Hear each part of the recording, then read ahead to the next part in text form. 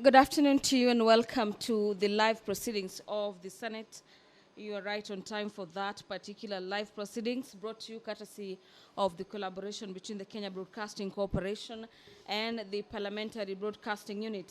Today being Wednesday, the March 29th, year being 2023, there is a lot of agenda before the Senate this afternoon. And to just take you through the highlights in the order of business, we have a couple of bills that are currently at the second stage, as well as motions for consideration before the House, as well as Committee of the Whole. The very first motion given priority on the order paper this afternoon is the Natural Resources Benefit Sharing Bill, a bill by Senator Danson Mungatana. The Senate will equally be resuming debate on the County Vocational Education as well as Training Bill. This is a bill number 3 of the year 2022 by Senator Moses Kajwang. The Senate Majority Leader will be moving a motion on the amendment of the Senate calendar for the second session, that notwithstanding the resolution of the Senate on the approval of the Senate calendar made on the 16th of February, and noting that the resolution of the Senate made on March 23rd on Thursday, on the 5th report of the Procedural as well as Rules Committee on amendments to the standing orders of the Senate and pursuant to the standing orders number 32 subsection 4 of the Senate, the House does resolve to amend its calendar. This is for regular sessions of the Senate for the second session of the year 2023 to provide for morning sittings on Wednesdays pursuant to standing orders number 34. The Chairperson Select Committee on Matters Delegated Legislation will be moving a motion on the adoption of the report of the committee on its consideration of the statutory instruments exemption from the expiry of regulations of 2022. Thereafter, the House will be moving into the Committee of the Whole, where senators will be considering the Parliamentary Powers and Privileges Amendment Bill, this being Bill number 5 of the year 2022 by Senator Danson Mungatana.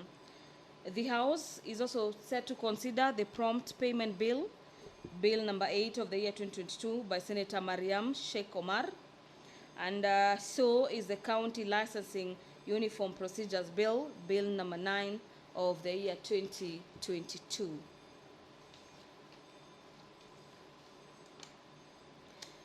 Pursuant to standing orders of the House, number 53, subsection 1, senators will be seeking statements before various standing committees of the House. The Senator for West Pokot County, Senator Julius Murgol, will be seeking a statement from the Standing Committee on Matters Land, Environment and Natural Resources, and his statement is in regards to the grabbing of land belonging to Karanyarkwat Group Ranch in West Pokot County. The Senator for Kisumu County, Senator Tom Ojenda, will be seeking a statement from the Standing Committee on Matters Health concerning the poor state of delivery of health services in Kisumu County. The Senator for Vihiga County, Senator Godfrey Osotsi, will be seeking a statement from the Standing Committee on Matters Land, Environment and Natural Resources regarding the status of degazettement of Kibiri Forest and settlement of Shiru or Shaviringa settlement scheme. The nominated senator, Senator Crystal Asige, will be seeking a statement from the Standing Committee on Matters Labor and Social Welfare regarding to the inaccurate data of persons with disability as reflected in the national census of the year 2019. Senator Beatrice Ogola will be seeking a statement from the Standing Committee on Matters, Environment and Natural Resources regarding the status of the Ruma Kodera Forest in Homa Bay County. A total of 5 reports from the Auditor General will be tabled before the floor of the Senate this afternoon, and these particular reports on matters audit are in regards to how the counties of Kajiado as well as Bomet counties utilize their funds allocated to them to the financial year ending June 30th, 2022. The Senator for Nandi County, Senator Samson Cherargei, will be presenting a petition or petitioning the Senate on behalf of Mrs. Zipporah S.K. Seroni concerning mistreatment, matters harassment, and property loss, as well as human rights violation meted on the family of the late Honorable Jean Marie Saroney.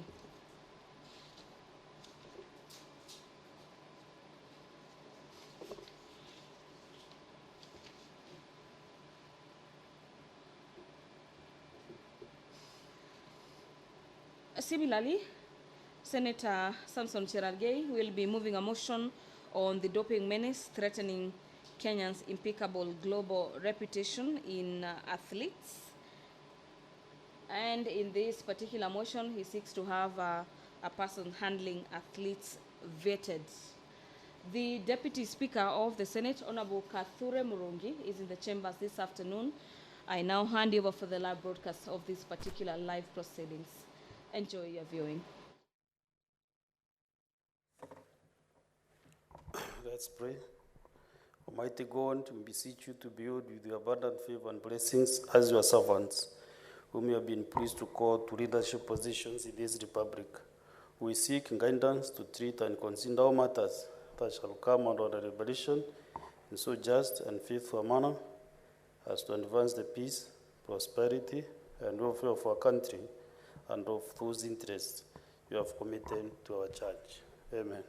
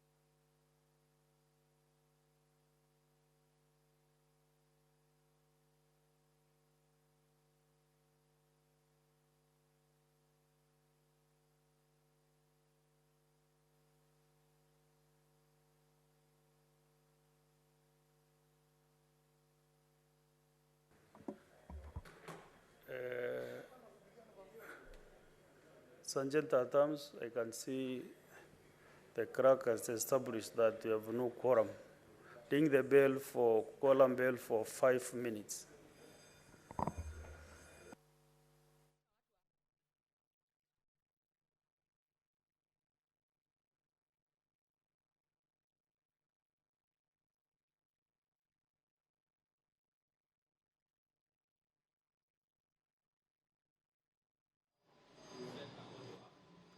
The Deputy Speaker of the Senate has directed the Sergeant at Arms to ring the quorum bell for 5 minutes, and this is pursuant to the directives as well as powers given to him by the House standing orders that guides the House on matters quorum of the House. As it stands, the Senate doesn't have the requisite number to commence business this afternoon, and so that particular bell you're hearing on your end is to allow more senators to access the chamber this afternoon, to allow senators consider the agenda before the House this afternoon. The Employment Amendment Bill, Bill number 11 of the year 2022, is a bill currently at the second stage. The Agricultural and Livestock Extension Services Bill, bill by nominated Senator Maureen Tabitha Mutinda, Bill number 12 of the year 2022, is another bill currently at the second stage, and so is the Tea Amendment Bill, Bill number 1 of the year 2023, by Senator Wakili Hilary Sigei. The Senate will also be considering the Kwanza Technopolis Bill, Bill number 2 of the year 2023. These particular bills are currently at the second stage, where senators will be debating proposals in the amendments bills.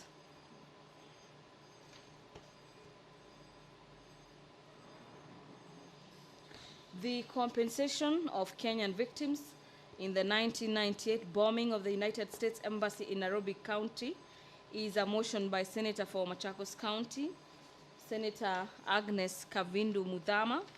And in this particular motion, the Senator for Machakos County seeks to have the Senate resolve that the Ministry of Foreign Affairs advances friendship and cooperation between the United States and Kenya by supporting the eligibility of Kenyan as well as American victims and their personal representatives, surviving spouses, as well as next of kin in the victims' compensation funds. And this is pursuant to the Justice of the United States Victim of State-Sponsored Terrorism Act, as well as partners with the Ministry of Health to explore subsidized medical treatment for the surviving victims of the bomb blast. This will be resumption of this particular debate that was interrupted on Thursday, 16th of March. The year is 2023, and this particular motion has a balance of 2 hours.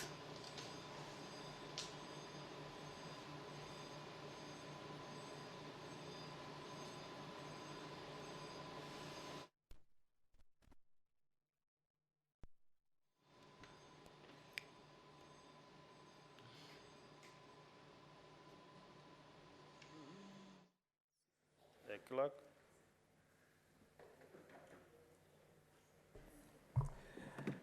Order number 1, administration of oath. Next order. Order number 2, communication from the chair. Is there any communication? Next order. Order number 3, messages. Next order.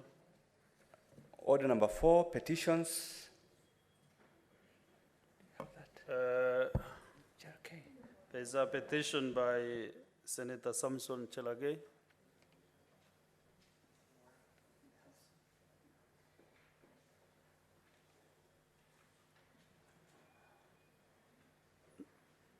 That petition is defunct. Next order.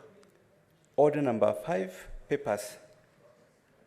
Majority Leader.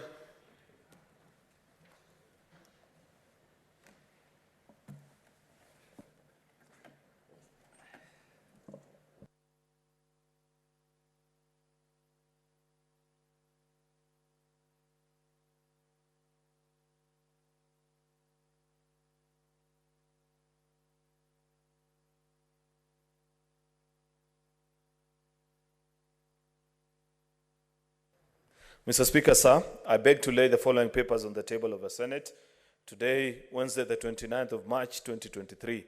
Number 1, report of the Auditor General on the financial statements of Kajiado County Executive for the year ended 30th June 2022. 2, report of the Auditor General on the financial statement of the Kajiado County Assembly for the year ended 30th June 2022. Report of the Auditor General on the financial statement of Kajiado County Assembly, Car Loan and Mortgage Fund for the year ended 30th June 2022. 4, report of the Auditor General on the financial statements of the Kajiado County Emergency Fund for the year ended 30th June 2022. Number 5, report of the Auditor General on the financial statement of the Bomet County Loan and Mortgage Scheme for the year ended 30th June 2022. Mr. Speaker, I beg to lay. Okay, thank you. Next order.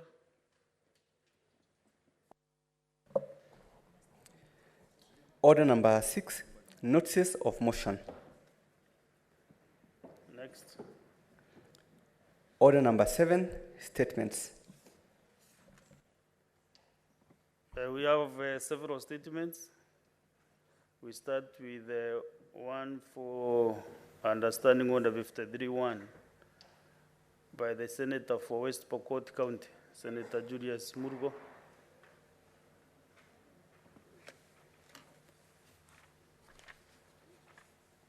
The next one is the statement stands defunct. Next is Senator Nandi County. Senator Samson Chelagay is also absent. Defunct, statement defunct. The other one is Senator for Kisumu County, Senator Professor Tom Ojienda. Still defunct.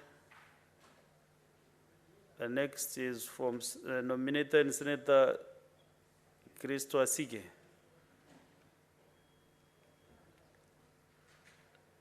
A statement stands defunct.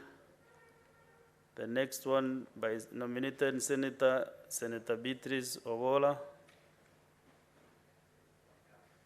Are you Beatrice Ogola, Senator? Okay, proceed and lean on behalf. Thank you, Mr. Speaker. I stand to seek for this statement on behalf of nominated Senator Beatrice Ogola for County of Kisumu on the status of Ruma and Kodera Forest in Homa Bay County. Mr. Speaker, sir, I rise pursuant to Standing Order 53A to seek a statement from the Standing Committee on Land, Environment and Natural Resources regarding the status of Ruma and Kodera Forests in Homa Bay County. In the statement, the committee should, 1, apprise the Senate on the circumstances that led to the massive cut down of trees in the forests and state who approved the deforestation, and 2, state when reforestation is to commence in the 2 forests. That is the end of the statement, Mr. Speaker. Thank you. Thank you. My screen, somebody to work on this screen. Do you have any member interested to make a comment? Yes, Senator Manzo Daniel. For the next one, Mr. Speaker, not this particular one. The next statement is by Senator for Vihiga County, Senator Ngonfure Ososi. Speaker, we should request for a statement on the status of the gazettement of Kibiri Forest and settlement at Shiru Shaviringa Settlement Scheme. Mr. Speaker, sir, I rise pursuant to Standing Order 53-1 to seek a statement from the Standing Committee on Lands, Environment and Natural Resources regarding the status of the gazettement of Kibiri Forest and settlement at Shiru Shaviringa Settlement Scheme. In the statement, the committee should, 1, cause an inquiry into the status of the government written assurance to Parliament via a letter dated 1st December 2021, which made an official commitment to resolve the long-standing issues of settlement of people residing in Shiru Shaviringa Settlement Scheme. 2, give reasons for the inordinate delay by the county government of Vihiga to petition Parliament on alteration of boundaries of Kakamega Forest to exclude Shiru and Shaviringa settlement schemes in light of the land exchange program which was initiated by the government in 1985 during the creation of the present-day Vihiga County headquarters and Mbale. 3, apprise the Senate on the status of the boundary survey by the Kenya Forest Service and the relevant ministries, stating the amount of public funds budgeted for the survey exercise, giving the status of NEMA's environmental impact assessment, which was to be done concurrently with the survey exercise. 4, give the status of the ongoing exercise to fence Kakamega Forest, stating the forest cut line indicating whether the aforementioned scheme is within the cut line. 5, give reasons for the delay in the implementation of the presidential directive via the letter reference number OP/CAB/26/1/3A dated 1st April 2014, which directed the degazettement to be fast-tracked. 6, give reasons why the specific recommendation on this matter contained in the report of the inquiry into the illegal and irregular allocation of land, the famous Ndungu report, have not been implemented. And finally, Mr. Speaker, cause an inquiry into allegations that certain individuals, certain powerful individuals who benefited from the excision of the same section of the forest have been undermining efforts to finalize the issuance of titles to the bona fide beneficiaries. Mr. Speaker, I thank you. Senator Sosi, you approached me to make a comment on your statement, and I can see standing under 53 is allowing me to give you 53-4, to give you some minutes at the discretion of the Speaker, to give you some minutes to make your comment, or any other senator interested to make the comment. So you have the floor. Thank you, Mr. Speaker. Mr. Speaker, this is a very serious matter, and this is a situation where in the late 80s, when Vihiga district had been created, the government resettled people in the forest, the Kibiri forest, on an understanding that their lands were going to be taken over by government, and they were going to be compensated by being settled in the Kibiri forest. Mr. Speaker, several years later, these people don't have titles, and that place has not been degazetted as a settlement scheme. Mr. Speaker, I raised this matter in the National Assembly, in the 12th Parliament, and some progress was made. The government made a commitment to start the process of settling these people.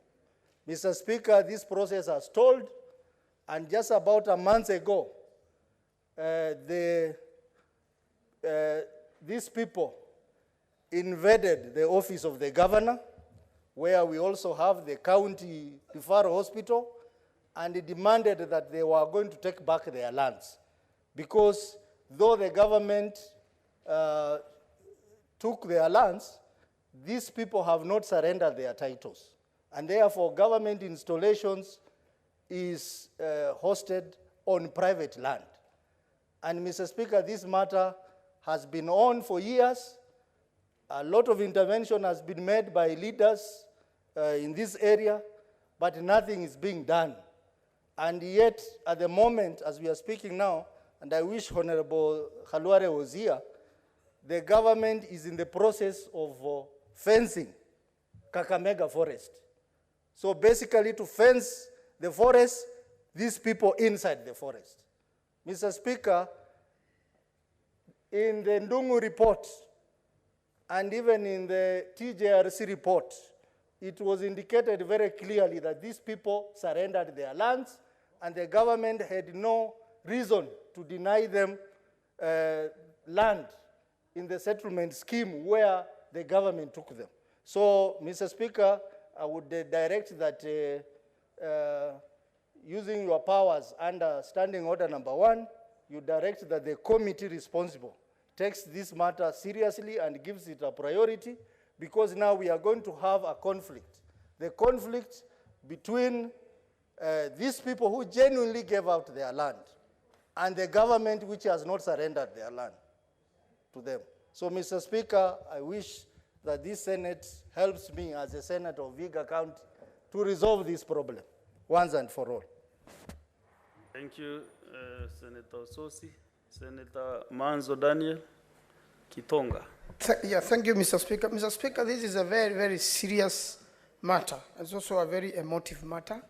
As Honorable Sotsi has stated, it was already before the National Assembly, in the 12th Parliament, and it has escalated over a long time. This particular case creates an exception, Mr. Speaker, because ordinarily now, Kenya and the whole world is protecting forests. And the distinction in this case is that the people around that area gave away their land and they did not get anything back. And now that the place is being fenced and there are bee fence inside, and that the place should have been gazetted for settlement, removed from the forest and allowed. Although now the practice is that really no forest should undergo through that procedure, because we need to conserve all the forests in the country, Mr. Speaker. We need to plant more trees. It's a call of the whole world, and is a matter which is very, very serious. So I really want to support Mr.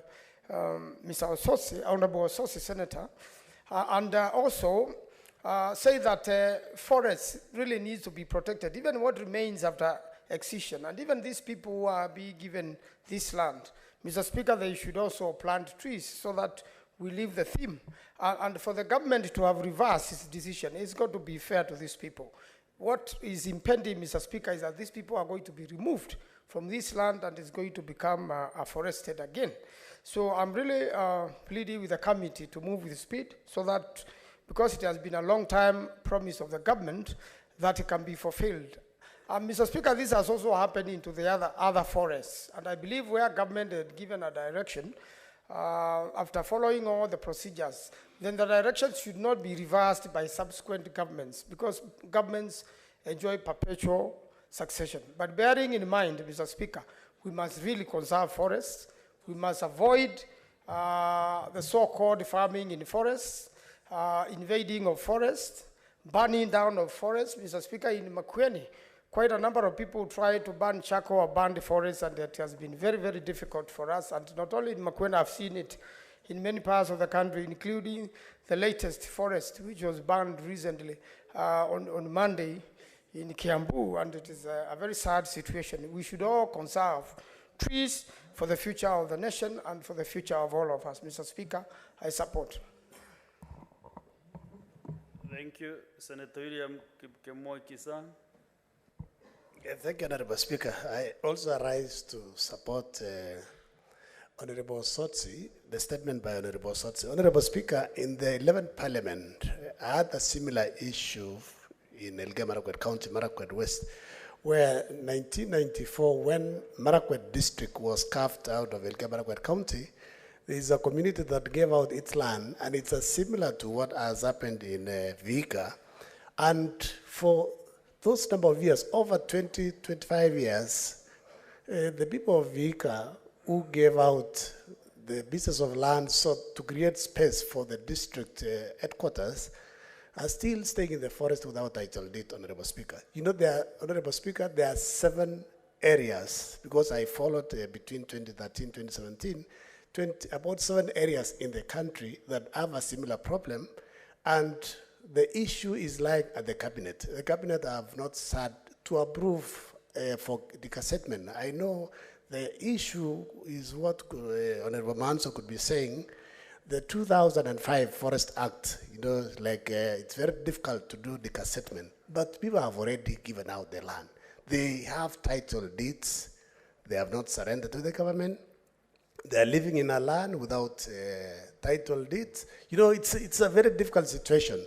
So the committee needs to move with speed, and we resolve this thing once and for all, because some people fear that this might open up a Pandora box for others to decassette other forests. But this is something that was documented way early 90s, and some as late as late 80s. Because in Elgeyo Marakwet County, Honorable Speaker, we have Kapsor district headquarters for Marakwet West that people gave out land and they moved to an area called Jebara. And up to now, they don't have anything similar to what has happened in Viga. So I believe the committee needs to look at this thing holistically so that we come up with a solution to help our people once and for all, instead of people suffering and they had land that they gave willingly after negotiating with the government of that time. And you know, government is in perpetuity. The government of Moi then and the current government and even the past one is the same. So they need, these are our people. We need to help our people to acquire relevant documents, and they should not be pushed out by KFS. Thank you, Honorable Speaker. I support. Thank you, Senator Onyonka Richard. Momoima. Mr. Speaker, thank you for giving me the opportunity to support my brother Osotsi for raising such a critical issue. Mr. Speaker, as you know that me and you and a few members who are in this House have been in this Parliament for many years, and we are constantly discussing the issue of our land, the land question in Kenya.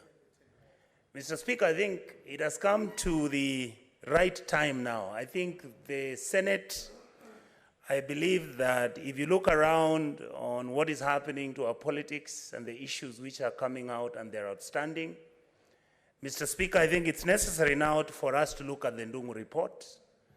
It's okay for us to look at the Kiliku report. It's important for us to look at all the reports that have discussed and raised critical issues about the land question in Kenya. Mr. Speaker, leaving that alone, and I have to make my declaration here that I seem to have a matter which is affecting me personally, but is being handled by a governor in one of the counties in our republic. And what is happening now, Mr. Speaker, is that when a governor comes after the governor who was there before has left, that governor who comes in then changes the rules and sets up ad hoc committees, does not regard the law, and runs around all over the place trying to tell his people he's trying to reclaim land that was stolen by the grabbers. And yet in reality, Mr. Speaker, some of the residents on this land are actually very poor squatters who have lived on that land for more than 25 years. Some of this land was actually annexed and allocated fairly. Some of it has been actually grabbed, as the public is aware. And yet, I believe that our government hasn't been very clear on land policy, on land demarcation, on which land we must keep strictly for agricultural purposes and what needs to be kept strictly for development in terms of building infrastructure or building houses or building railways and all that. I think, Mr. Speaker, instead of us looking at this matter in a piecemeal manner, in other words, instead of us looking at the issue that Honorable Sosi has talked about, there could be one issue that I could bring from Kisii County, where I come from. You find Honorable Mtata is going to talk about land that has been grabbed from the airport of Busia. I really think that, and I'm happy that the majority leader is here. Mr. Majority Leader, I would like to make a very special request. If you can discuss with the President and ask him, we actually need a very special commission that would go through the Republic of Kenya and come up with the resolutions which are implementable, which will remove the amount of anger and the amount of conflict that exists in our country because of the land question.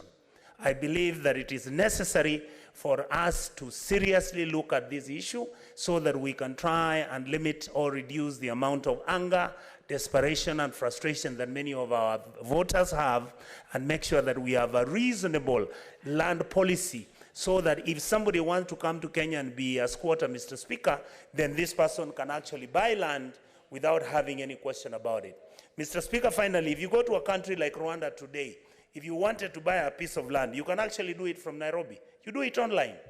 You check on the piece of land, they give you the land, they have a portal, you access, the pictures come on your phone, you go to the Attorney General's office, and he tells you whether you can buy that land or you cannot. Mr. Speaker, I don't understand why in Kenya we can't do that. And you know who set up the system in Rwanda? It is Kenyan surveyors and Kenyan engineers. Thank you, Mr. Speaker.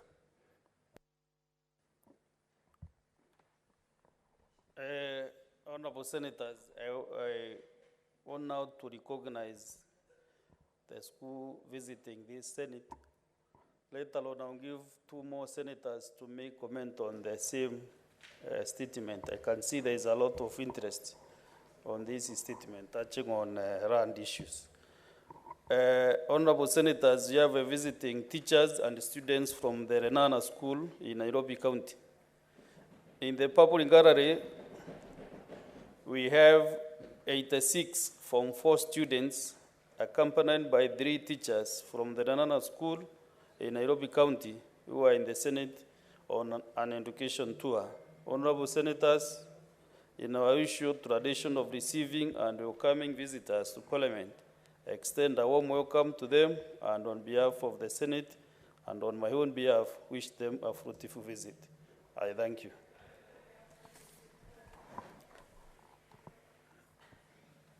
Senator Mugeni Eric Okongo.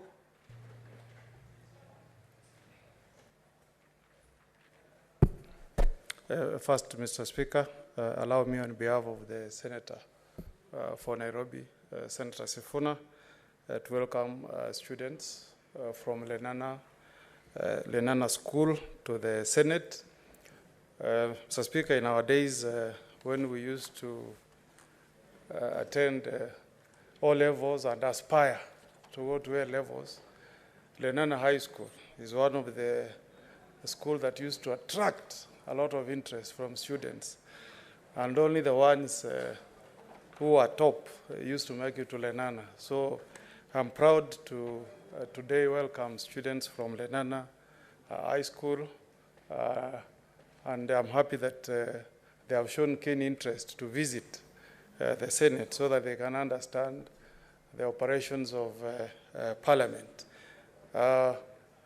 Lenana School is a very promising school, and I have no doubt, Mr. Speaker, that perhaps in the midst of these students, in the years ahead, may arise a senator for Nairobi. So welcome to the Senate. Mr. Speaker, this issue that has been raised... Senator Okongo, maybe let me get to know whether there are maybe other senators interested to welcome the students, and then I'll give you the opportunity to make your comments on the statement. Senators, who is Senator Mwaruma?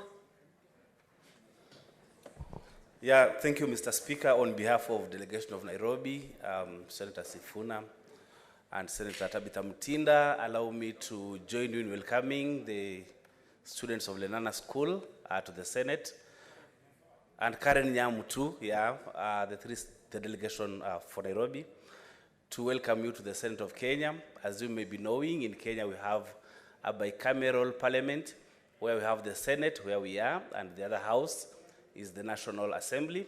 And what we do basically is we protect devolution. And I would like to encourage you to work hard so that we find your way one time to the Senate of Kenya. Here we make laws, laws that govern our country, because for you to run a country, you require laws and policies. Feel welcomed, Lenana School. I know most people would want to come to Lenana School because it's one of the top schools. I had a standard 8 class student who wanted to really come to Lenana School, but he ended up in Maseno School this year Form 1. So feel welcome and learn as much as you can. Thank you so much, Mr. Speaker. Thank you. There is also Senator Siengo Karunda Beth. The Nana School is a school that everybody would like to be associated with. So I'll give us maybe 2 more senators. Thank you, Mr. Speaker, sir. Let me add my voice on welcoming Lenana School to this house. On behalf of the women, I know in the, these boys have mothers at home. I extend a warm welcome to the students and encourage them to set goals that they want to achieve in life, and more so, to be very ambitious. In this house, Mr. Speaker, sir, we are people who have excelled in different fields in life, and these students can also do so. They can excel and they can do very well. And there is a saying that goes that the young people are the leaders of tomorrow. They can start now and remain leaders throughout their lives. Thank you, Mr. Speaker, sir. I welcome them to the Senate. Honorable Senators, I was to challenge you this afternoon whether Nombonde went to Renana High School, but luckily I've got one senator for Homa Bay County, old boy of Lenana High School. Mr. Speaker, sir, I join you and the House to welcome the second batch of students from Lenana School, also called Changes. These young men, once they complete school, they will be called Libons, because they will have been processed through one of the finest institutions of learning in this republic. Mr. Speaker, this House has never had a shortage of Libons. As I mentioned yesterday when I welcomed the batch that was here yesterday, the former Deputy Speaker of this House and the current Cabinet Secretary for Interior, Professor Kindiki, is a Libon, is an old boy of Lenana School. The current Governor of Nairobi, who has also been the Senator of Nairobi in this House, is a Changerian or a Libon. Mr. Speaker, yours truly is a Libon who was in James House in Block 5. And Mr. Speaker, Block 5 used to be a bit close to Riruta. So our hobby in the evenings was to go and grab some mutura from Riruta. But I am not encouraging the boys to do so, because if they do those kind of activities, they will end up becoming politicians like me, and they will come to this House. Mr. Speaker, I want to encourage the Libons that are in the gallery through you, that I hope that amongst them, I will get my lawyer in future. I hope that amongst them, I will get my doctor in future. Because, Mr. Speaker, I don't trust the doctors in this House to treat me, particularly Dr. Senator, the whip, the senator for Kakamega. I cannot trust him with an injection. And so, Mr. Speaker. Senator Kajwang, you're out of order, total out of order. You cannot discuss the conduct of the senator for Kakamega. At least if he could be here to defend himself, it couldn't be better. But you want to attack him because he's not around. So please desist from that route. Actually, withdraw that statement that you can't trust him. You are on national TV. Mr. Speaker, with a lot of respect, I withdraw. I've spent the entire morning sitting next to the bullfighter, so I think he has infected me in a way. But I hope, I hope that the batch that is here will be our doctors in future, our lawyers, our engineers, our software engineers. They'll be the ones providing solutions to the challenges that this continent and this globe faces as far as climate change is concerned. They'll be the team that will take us to the metaverse. They'll be the team that will carry Elon Musk's ambition and the ambitions of other billionaires, that there could be life outside this planet and that we can explore and humanity can master the universe. Mr. Speaker, I want to encourage the boys from Lenana. The reason why it is called Changes, it changes people. They come in as villagers, but after 4 years, they are refined gentlemen.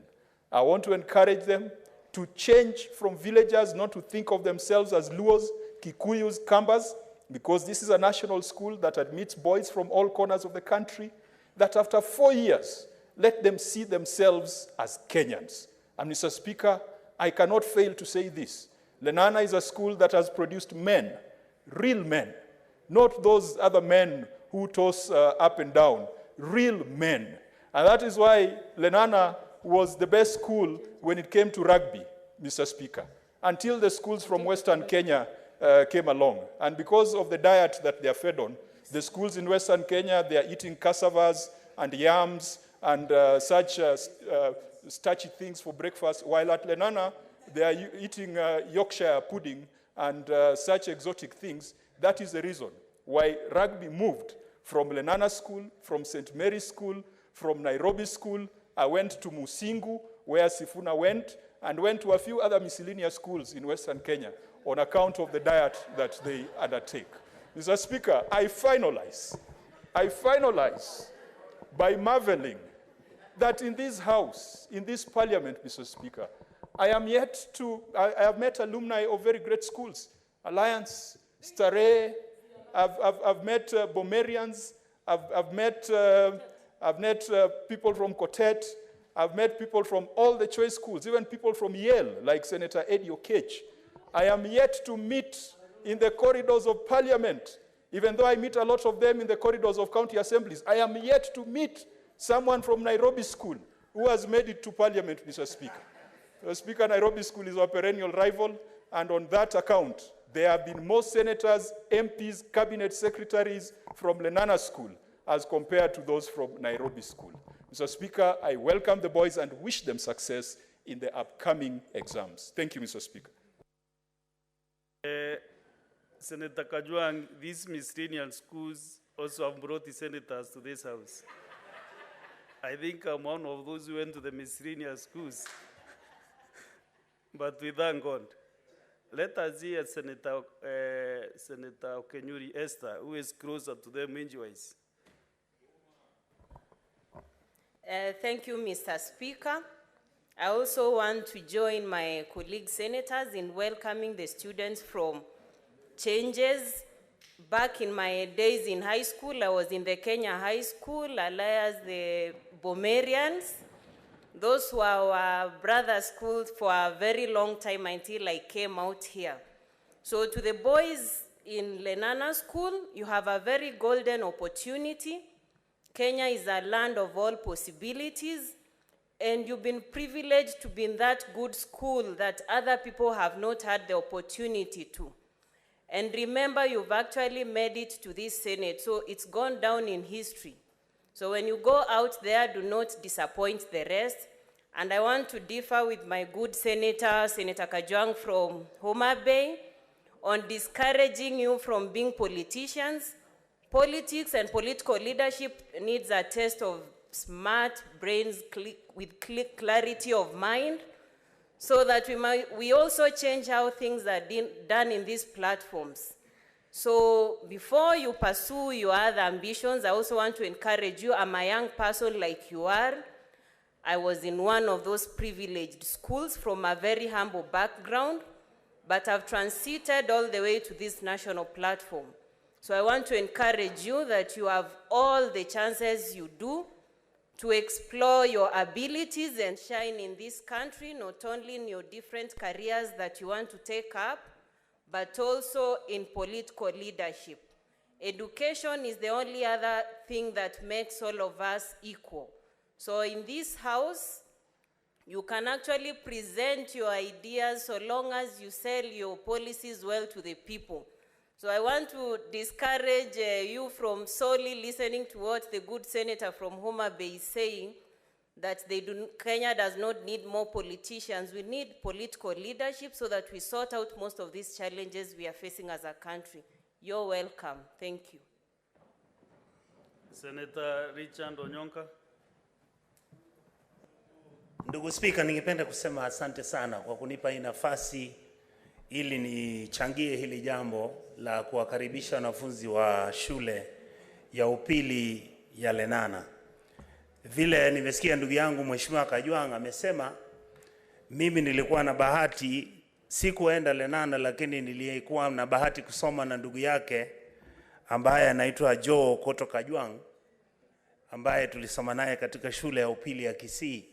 Baada hapo nadhani tulikuja tukakutana chuo kikuu cha Nairobi, na hapo ndio tulikutana na nduguye mkubwa Kajwang senator na yeye pia. Kwa hivyo ingawa tulienda kwa zile mashule ambako hata ukitafuta kwa runinga hazipatikani, tulijaribu sana tukakuja mpaka tumefika hapa mahali tupo.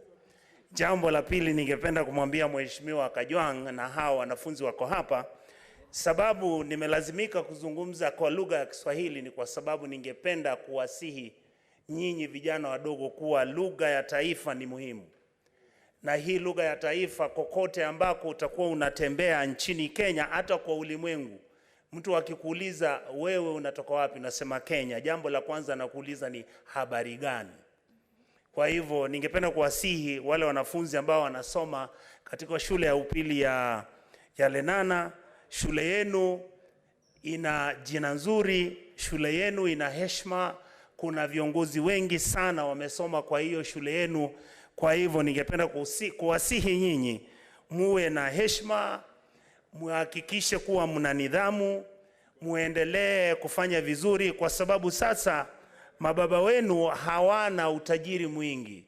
Ukisoma sasa, ile akili ambayo unatoka kwa masomo ndio inakupa nafasi ukatembea ulimwengu.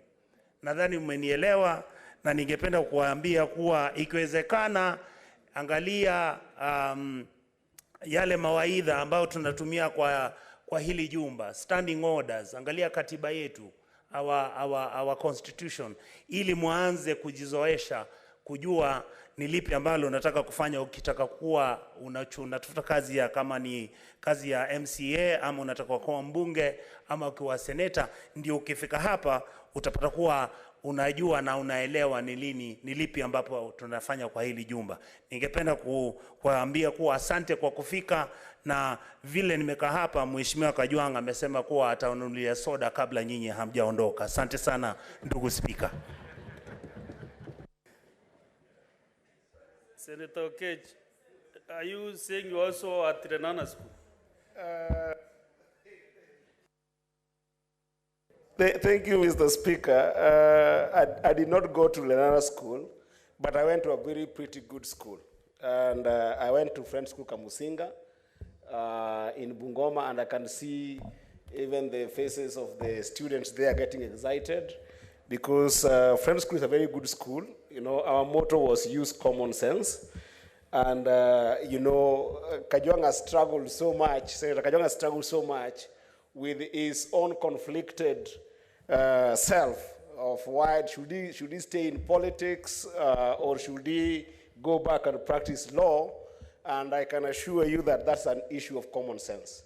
Common sense because Kajwang' has been very consistent in advising Changerians who have been able to come to this house not to go to politics. What I wanted to tell my friends, I think that I'm also very close to you age-wise, and sometimes I do have the privilege to be also close with you in terms of just experiences. You know, I can hear some whispers behind me, but that's fine. What I wanted to tell you is that you don't forget where you have come from. I think sometimes when you are balkanized into a group of students from Lenana, sometimes you can forget your backgrounds. What makes you today is extremely the backgrounds that you come from. And if you look at your own individual backgrounds, you have got challenges and opportunities that you have faced in the past. And being in Lenana, therefore, means that your future is extremely important. And what I wanted to encourage you to do is that you don't arrive. Lenana is not the last place you want to go. The world should be your stage of play, but with regards to politics, I want to urge you to go and pursue all your dreams. Go and pursue your dreams and be whatever you want to be in this world. Be lawyers, be great doctors, be great engineers, but always remember that all those careers that we pursue them so that we can be able to contribute to the society.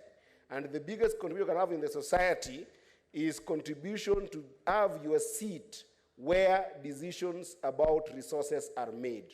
And the decisions about resources are always made in politics. So politics is decisions about making resources that will affect you, your children in future, your families you have left at home, and it's the best science you can ever have. So don't be lured by Senator Kajwang' to forget politics. What is affecting this country is that sometimes politicians we have had bad manners, and what I will encourage you is that you groom good values, you have clear vision about your lives, so that when you become a politician, you become a politician who cares about their people truly. And as I leave you, Jomo Kenyatta said that responsibility of nation building, which is what you're going to be participating on in the future, is going to be given to reliable custodians with good values. Be that custodian wherever you'll go, and especially when you find yourself in politics. I thank you and wish you well as you visit with us. And in case Kajuan forgot his wallet, you can consult with me as a neighbor, and I'll be able to show that you get your soda as you go home. Thank you so much.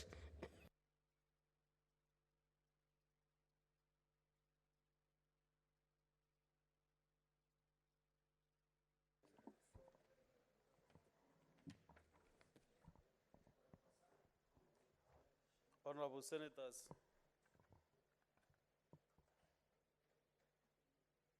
I would like to acknowledge the presence in the Speaker's Gallery this afternoon and a delegation from the British Army Unit Training Unit in Kenya, popularly known as BATUK. The delegation is undertaking a standard tour in the Senate. I request each member of the delegation to stand when called out so that we may be acknowledged in the Senate tradition. 1, Major David Kalawa. 2, Warrant Officer 2, Vesi George. 3, Sergeant Galang Sudesh. Koplo Vakasegu Una. Lance Koplo Parvis Robin. Lance Koplo Lamosa Daniel. Mrs. Eunice Kinywa, Mrs. Jane Oyugi, and the last but not the least, Mr. Brian Ochieng. Honorable Senators, in the usual tradition of receiving and welcoming visitors to Parliament, I extend a warm welcome to the delegation, and on behalf of the Senate and on my own behalf, wish them a fruitful visit. Thank you. Let me give the majority leader to welcome our visitors for 2-3 minutes. Thank you, Mr. Speaker. Mr. Speaker, I join you in welcoming the visiting delegation from the British Army. Mr. Speaker, I am a big fan of the poetry works of Rudyard Kipling, and I love the way he refers to them as Tommies and bootnecks. It's good to have them with us this afternoon, because I know members of the Foreign Relations, National Security and Foreign Relations Committee have gone on a long digging spree many a times this session and previously, Mr. Speaker, to ensure that we have a long-standing relationship between Kenya and the UK, with specific reference to the work that British Army do around the area of Nanyuki, Mr. Speaker, on this specific mission that brings this visiting delegation to this country, Mr. Speaker. Mr. Speaker, if you have been a visitor to Nanyuki, I know you can't be because that's your home area. Therefore, on many occasions, either for one reason or the other, when you're not at home in Meru, you find your way to Nanyuki. But the likes of Senator Eddie Okech and the rest of us who come from the western side of the country, whenever we visit Nanyuki, Nanyuki is testament of the thriving town of Nanyuki, is testament of the good work that this organization continues to do, Mr. Speaker. It's built out of, many businesses have been built out of either trading or any forms of relationship that exist, Mr. Speaker, between the local community and the BATUK organization, Mr. Speaker. And therefore, to have them visit us is a great honor. I know, Mr. Speaker, for a fact that it hasn't been extremely rosy. Last few years, there have been difficulties and difficult conversations. As you'd expect of any human relationship, Mr. Speaker, there are times where things arise, but the most important thing is how you're able to amicably resolve and ensure that the long-standing relationship that Kenya enjoys with the UK continues. I know that our colleagues in the National Assembly did a tremendous work in ensuring that before renewing because this cooperation agreement is renewed, I think, almost 3 or every 5 years. So there are certain terms and conditions that were put in place to ensure that you protect both the soldiers and the local community, so that any matters that had previously arisen, based on the experience of the previous years, you're able to forestall and ensure that the soldiers that come to Kenya do enjoy their time. If you read, Mr. Speaker, the journals, and I'm a favorite at this, of many soldiers, they give testament of whatever they studied and their experience in Nanyuki and how it impacted on their, later on in their careers as soldiers and army men and women, Mr. Speaker. And therefore, this is a relationship that we need to guard jealously and ensure that it's mutually beneficial to both Kenya and the United Kingdom. Therefore, I do hope, Mr. Speaker, that in the duration of their stay, they will get to enjoy and learn all that there is to learn about this parliament.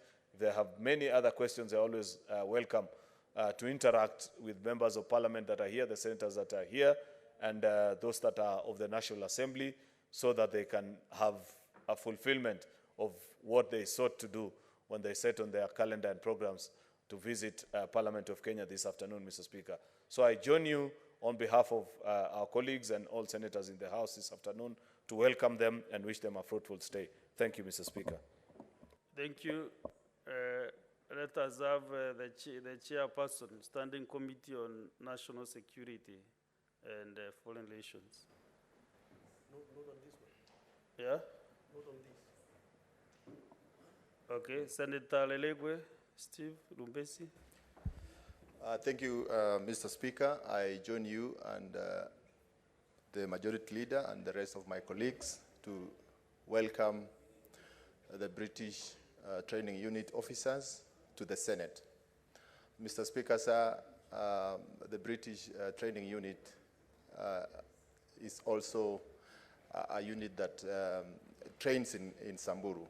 And I wish to thank them and appreciate their efforts in working with the communities in Samburu and making sure that the marginalized communities get services. And I appreciate the good services they are giving the people by providing them water, building schools, and also doing medical camps to offer services, medical services to those communities.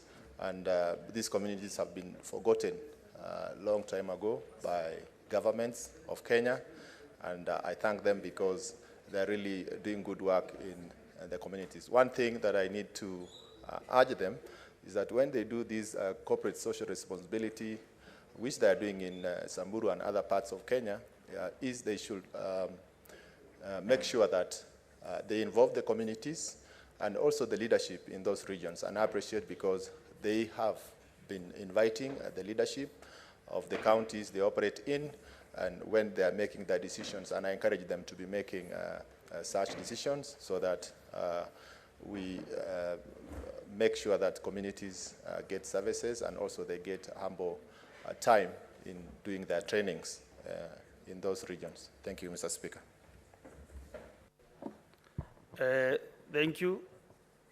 I had promised to give one more senator to make a comment on the statement by Senator Ososi. So let me keep my promise. Senator William Cheptumo. Thank you, Mr. Speaker. Mr. Speaker, I rise to support the statement by the Senator Ososi on the issue of degazettement. Mr. Speaker, if you listen to all the members who spoke to this particular statement, it's like this is a challenge that is arising in almost every county. In fact, all the members who spoke to this statement have very specific issues and concerns in their counties. And Mr. Speaker, I would like to agree with the other members who say that I think there is need for the committee to look at this more holistically. I heard Honorable Onyonga requesting the majority leader to speak to the president about this issue. I think that is not the way to go. Mr. Speaker, the procedure normally is that these are matters that this House can take up, and in our counties, and they go to the ministries, the ministry in charge, then they do what we normally call the cabinet memoranda, then the cabinet approves, then it now comes to the House for adoption or for approval. So I want to agree, in Baringo, for example, Mr. Speaker, we have several schools and institutions which are actually built in those areas that are considered as forest areas. But practically speaking, Chair or Speaker, those are several acres of land, you know, in schools, in colleges, and so on. And that, yet when you go to the Ministry of Forestry, you discover they are actually gazetted forest areas. I think it is important that we really degazzette these areas and be able to issue titles to these institutions. I think it is a critical issue which we need to do. So that, Mr. Speaker, some schools, for example, or colleges, occupy those areas. They have no title deeds. And all the time they receive threats from the Ministry of Forest and with the rangers and so on. It is high time, I think, we need, so that even when we talk about now building, putting up or planting 15 billion trees, we should be able to do so even in those schools, but not as gazetted areas or as gazetted forest. So, Mr. Speaker, I think it is important. Then the other aspect, Mr. Speaker, as I conclude, is there are areas which are not gazetted, which have been degazetted, given to institutions, and the original owners of those particular lands, Mr. Speaker, are not actually compensated. And the understanding between the government then and the occupants of those areas is to be given land elsewhere. And Mr. Speaker, those days it was interesting because you find a politician from a certain area given a list of people to be allocated land. And that MP or minister takes the whole portion of land given to those people. So I think, again, those people who have been promised to be given, to be compensated and given allocation of land, they are now all over the place, suffering in their homes and so on. The so-called right holders, Mr. Speaker. In a place like Baringo North, in Baringo County, Simo location, a lot of fellows were displaced. So I think I want to agree that there is need for the committee to, and I think I'm a member of this committee, Mr. Speaker, and we are going to really do a lot in terms of ensuring that we don't only look at Otsoti's situation, but also what's happening in the country, so that we bring an end to the suffering of people and institutions without title deeds for their institutions. So I support, Mr. Speaker. Let us get the last statement from Senator Christo Asige.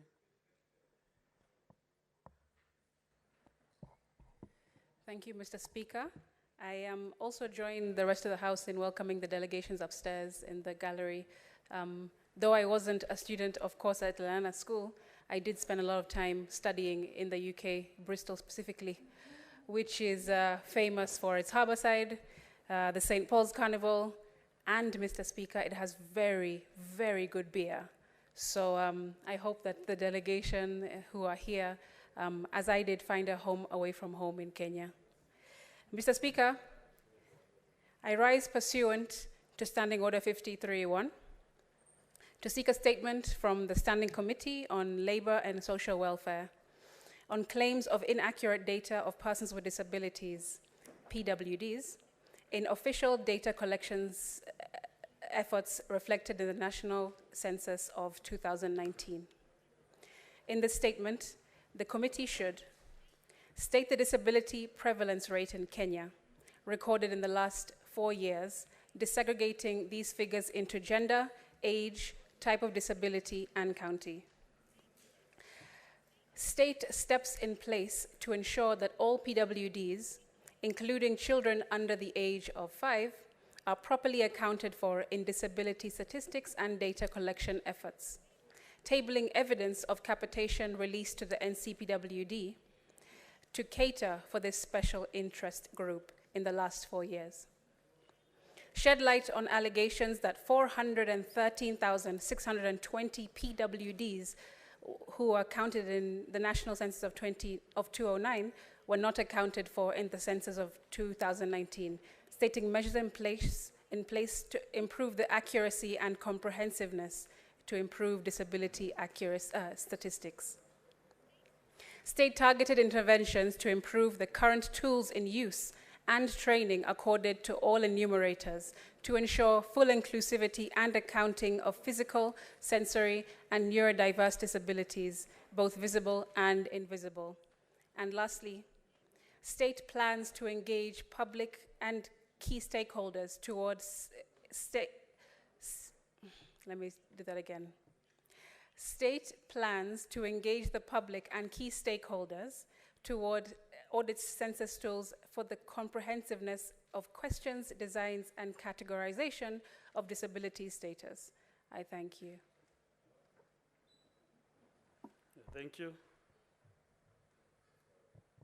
I can see some requests here, but I don't know whether they are in support of this statement by Senator Sige. Those who are not interested on this particular one, maybe you can withdraw the cans.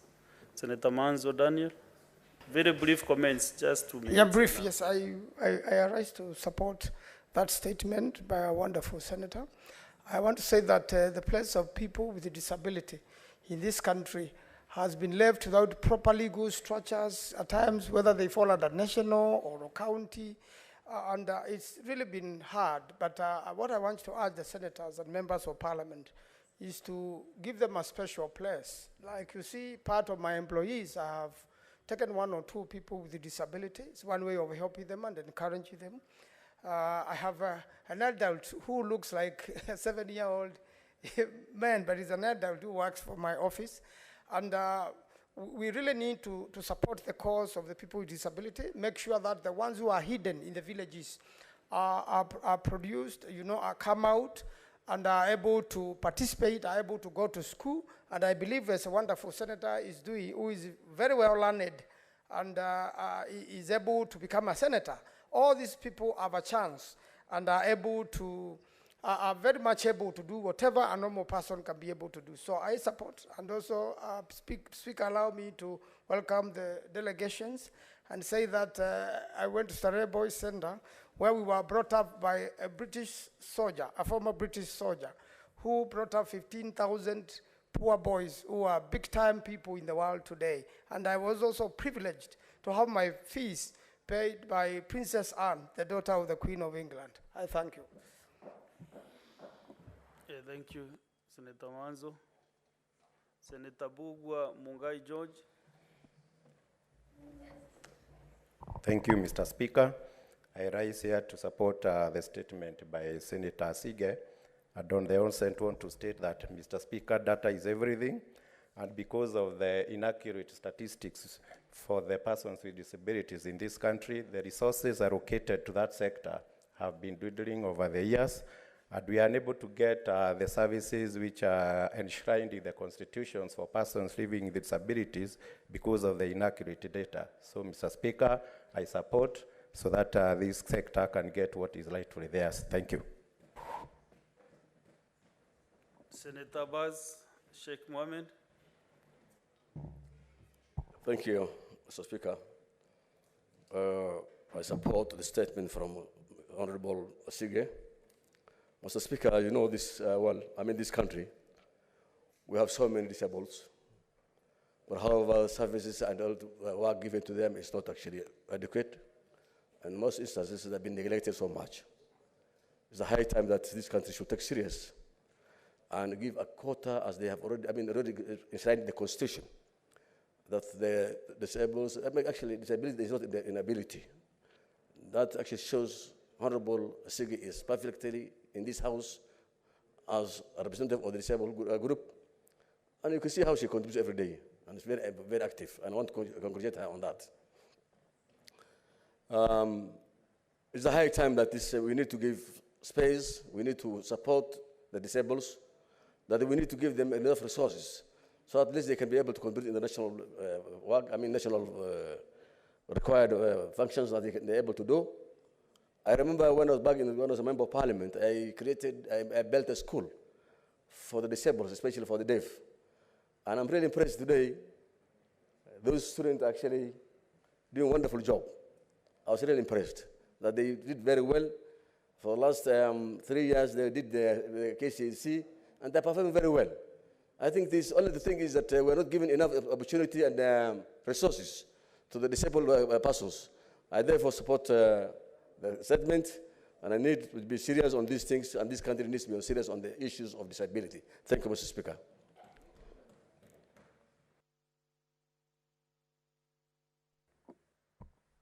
Thank you. The last one, Senator Sengo Karunda Beth. Thank you, Mr. Speaker, sir. I rise also to support this statement by Senator Christo Asike, aka VIP. Actually, in this country, we really need to support people who are differently abled. And they also contributing to the building of the nation. We know they are differently abled. They are talented differently. They can serve the nation also in a unique way. So we need to support them at both levels, at the national government, the county governments, and if actually a fund could be put forward to support them differently. Yesterday, Mr. Speaker, sir, I just wanted to know, as the argument is going forward about CDF, about GAF for the women reps, and also the kitty for senators. Can we also have a kitty for people living with disability in this country? This will support and encourage many to take leadership at different levels. I support the statement, Mr. Speaker, sir. Thank you. Senator Madago Jackson. Thank you very much, Mr. Speaker. Mr. Speaker, I rise to support the statement sought by Senator Asike on the issues of persons with disability. Mr. Speaker, without proper data, it will be impossible for this country to be able to plan effectively for persons with disability. And Mr. Speaker, when you see statistics that are not consistent, it means even government interventions that are supposed to go towards supporting persons with disability in this country will be so inconsistent and doesn't make any meaningful progress, Mr. Speaker.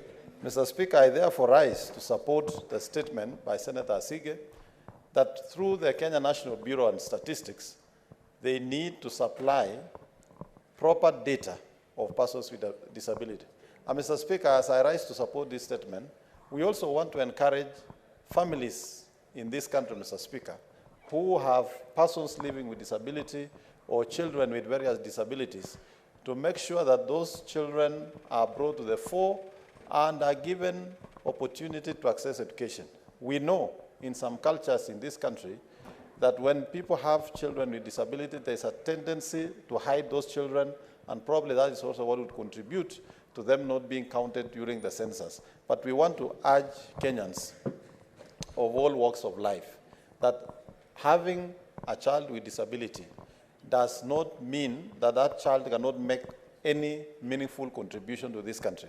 I can tell you, Mr. Speaker, having been a governor in Uasin Gishu County, we were able to recruit over 100 persons with disability. And I can tell you, amongst the best public servants we had are persons with disability.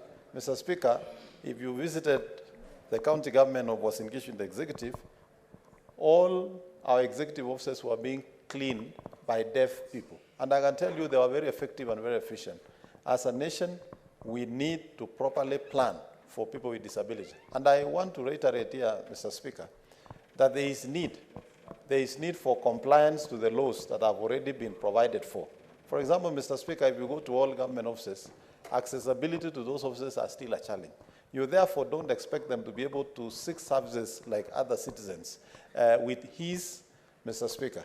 Mr. Speaker, I rise to support this statement, and the committee should further probe on other funds that has been set aside for persons with disability, particularly funds that go through the offices program, Mr. Speaker, because sometimes they don't end up in the intended recipients. Mr. Speaker, I rise to support this statement. Thank you. The last one from Senator Mwalumba Jones Mwashushe.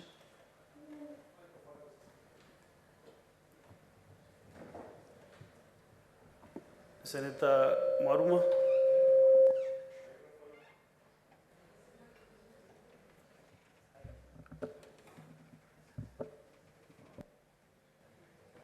There's a problem. Okay. Yeah.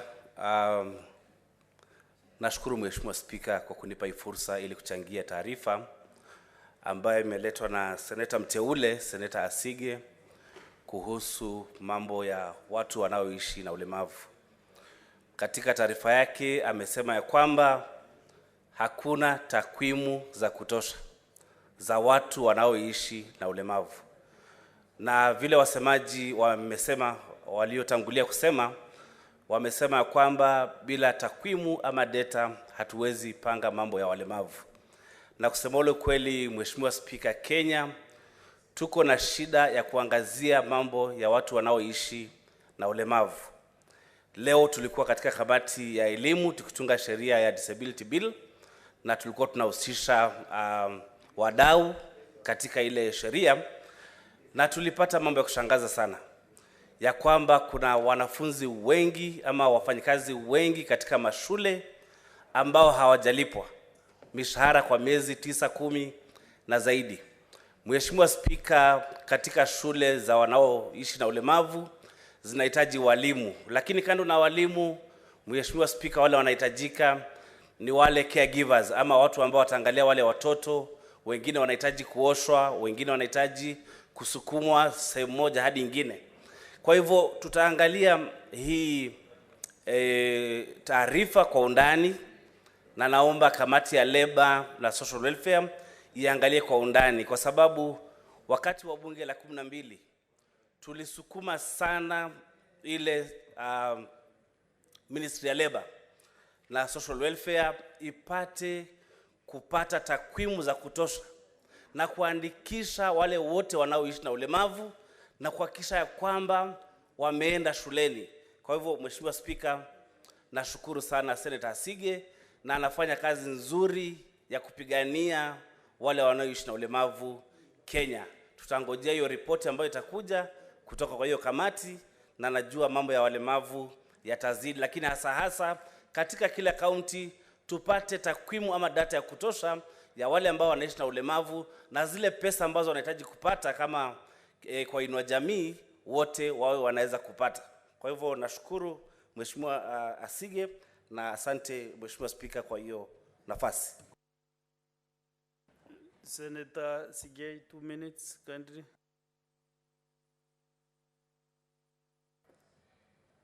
Thank you, Honorable Speaker, for this opportunity. I would like to also add my voice to the statement by the Honorable Senator Asige.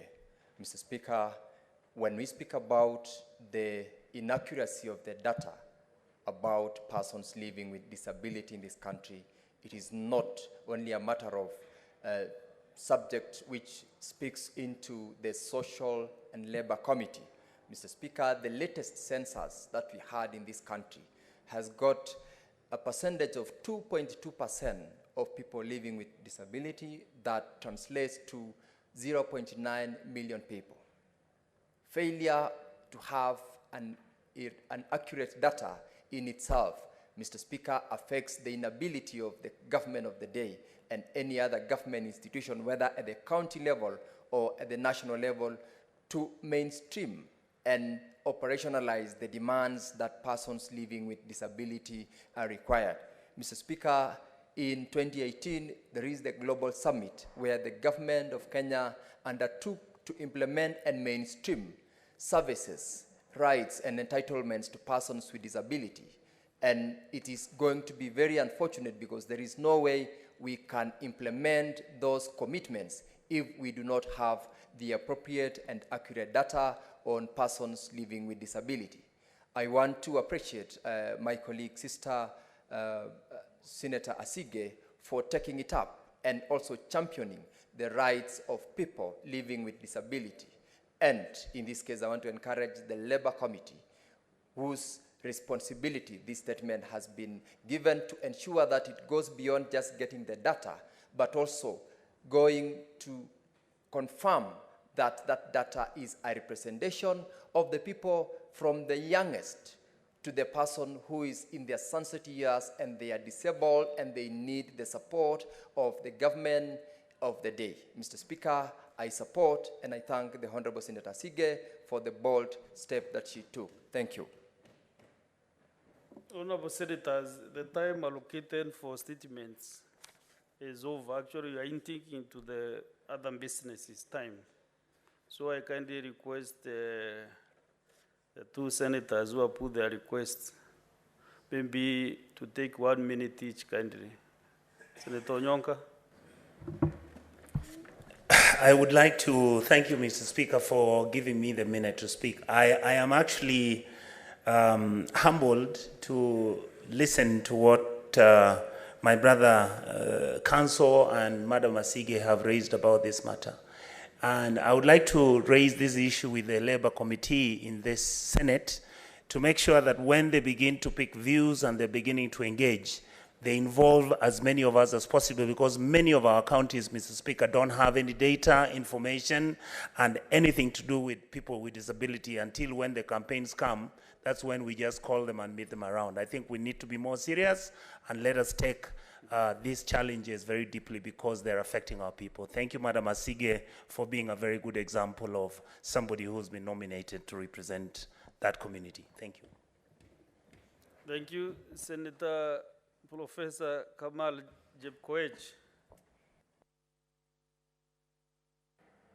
Thank you, Mr. Speaker, for allowing me the 1 or 2 minutes to add my voice to the statement that was raised by Senator Asike. I want to thank her for doing this. Mr. Speaker, it is true that data doesn't seem to be correct. Not just the data of the people with disabilities, but even children with disabilities. Mr. Speaker, there has to be a way in which we can know our children from when they're young.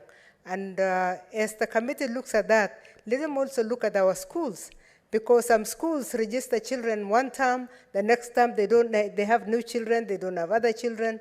I think this question is very important because it's going to open our minds on which solutions we should really be dealing with, or how we are going to approach this. Because we also know, Mr. Speaker, that the issue of disability has been associated with witchcraft and has been associated with so many other things. Such that people are embarrassed, some children are being locked in rooms, some children are being closed. So looking for data is going to be a very challenging thing, but we want to look for ways in which we can get to know who actually our disabled children are, people are.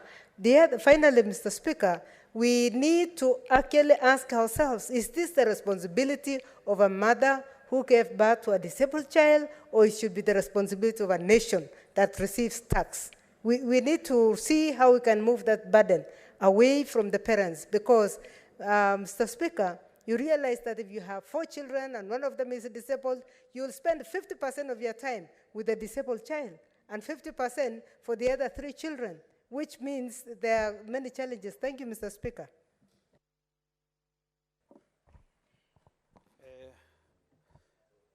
All the statements start committing to the relevant committees, standing committees of this House. Honorable Senators, in the public gallery, we have 97 students accompanied by 6 teachers from Mununga High School in Nakuru County who are in the Senate on an education tour. Honorable Senators, in our usual tradition of receiving and welcoming visitors to Parliament, I extend a warm welcome to them, and on behalf of the Senate and on my own behalf, wish them a fruitful visit. Thank you.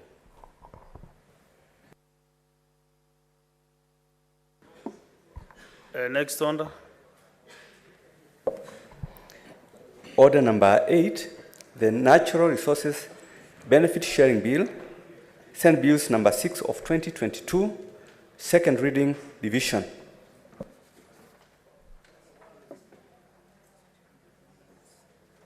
Yeah, the delegations are not enough. We don't have enough numbers to get this vote.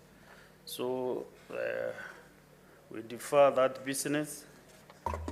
Then we go to the next order.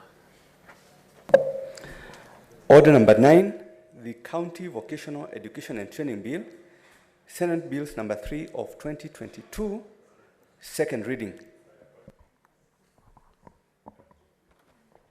Honorable Senators, we concluded debate on this motion, and now I call upon the mover to reply. Senator Kajwang, Moses.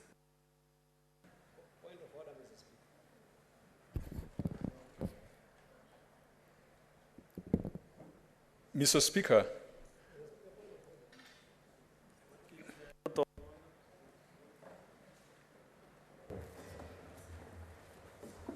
and Senator, okay, you should know when to raise point of order. I think the Speaker, Right Honorable Amason Kingi, has given very clear directions on when to raise a point of order. A point of order is raised when another member is contributing to anything, not just any time you raise point of order. What is which chair standing order and what is out of order? Mr. Speaker, I respect your guidance, but a point of order can be raised any time. Sometimes, even on the matter that I want to raise point of order on, Mr. Speaker, Under which standing order? Mr. Speaker, yesterday I was instructed by your chair. By my chair?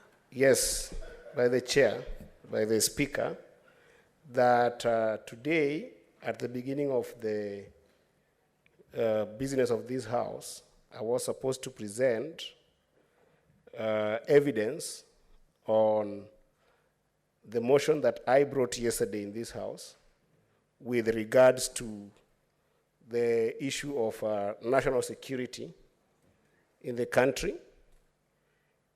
And it is in our standing orders that for whichever names that a member of this House brings in any motion, there ought to be substantiated.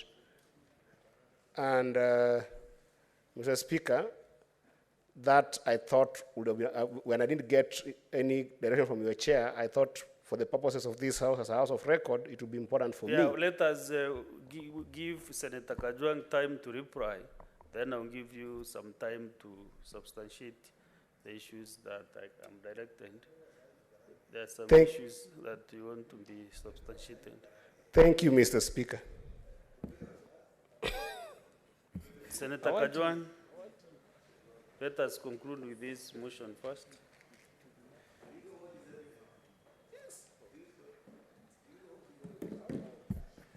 Mr. Speaker, I beg to reply, having moved the motion on the bill for the County Vocational Education and Training, Mr. Speaker, I want to thank all my colleagues who have contributed to debate on this bill, from the Leader of Majority, who employed his institutional memory as a ranking member of the Finance Committee to tell the House the origins of this bill that we started processing in the last Parliament, but was not successful, and so we decided to revive it in this House. Mr. Speaker, the Leader of Majority cited the conditional allocation of 40 million per county that this House has appropriated for a period of 3 years. And we had realized that counties were receiving that money, and yet we didn't have a very good framework that would separate village polytechnics and homecraft centers from the purview of the TVET authority. Mr. Speaker, several other members contributed to the debate on the bill. Senator Mungatana brought the attention of the mover to certain litigation that has been ongoing with regards to employees of these village polytechnics and vocational centers, some of whom are still in the payroll of the national government. And Mr. Speaker, that was a very good observation, because we must ensure that as we devolve this function fully, we must also look at the human resource, and we must also look at the financial resources. Mr. Speaker, Senator Ledamo Lekina talked about the recognition of prior learning, and that this bill must attempt to entrench that in law.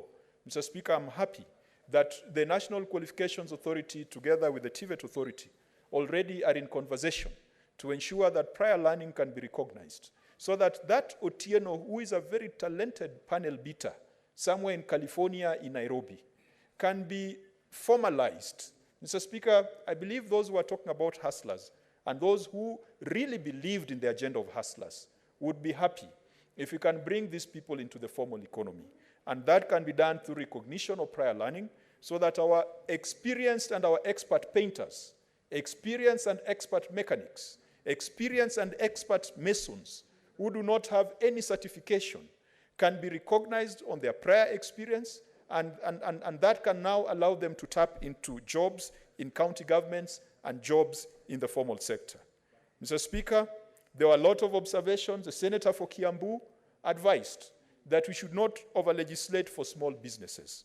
Mr. Speaker, this legislation is to guide the establishment of vocational centers by county governments.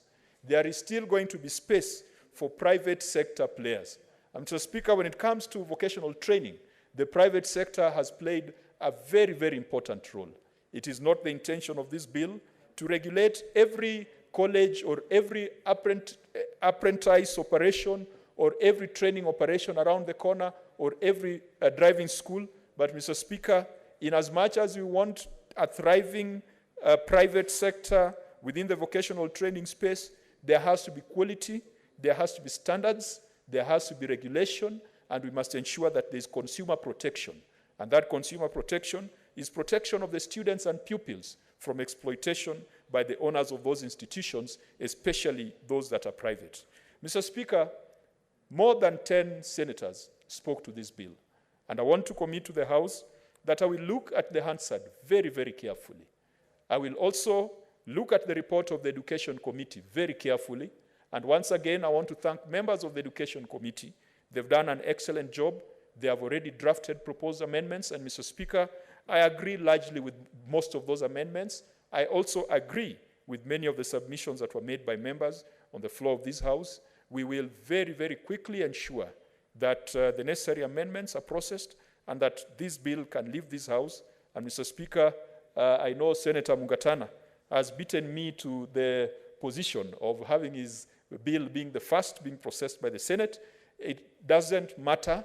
His bill is extremely important. This is extremely important. We should be seen to be sending legislation to the National Assembly, legislation that goes beyond those that are prescribed in the Constitution, like DORA and CARA.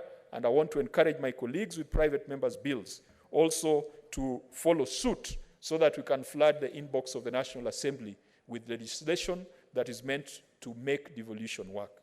Mr. Speaker, I beg to reply, and pursuant to Standing Order 66.3, I beg that the putting of the question be deferred to a later date. Thank you, Mr. Speaker. Okay, thank you. Permission granted. So we go to the next order. No, Senator Okech, where is he now to prosecute his matter? Senator Okech, you have the floor.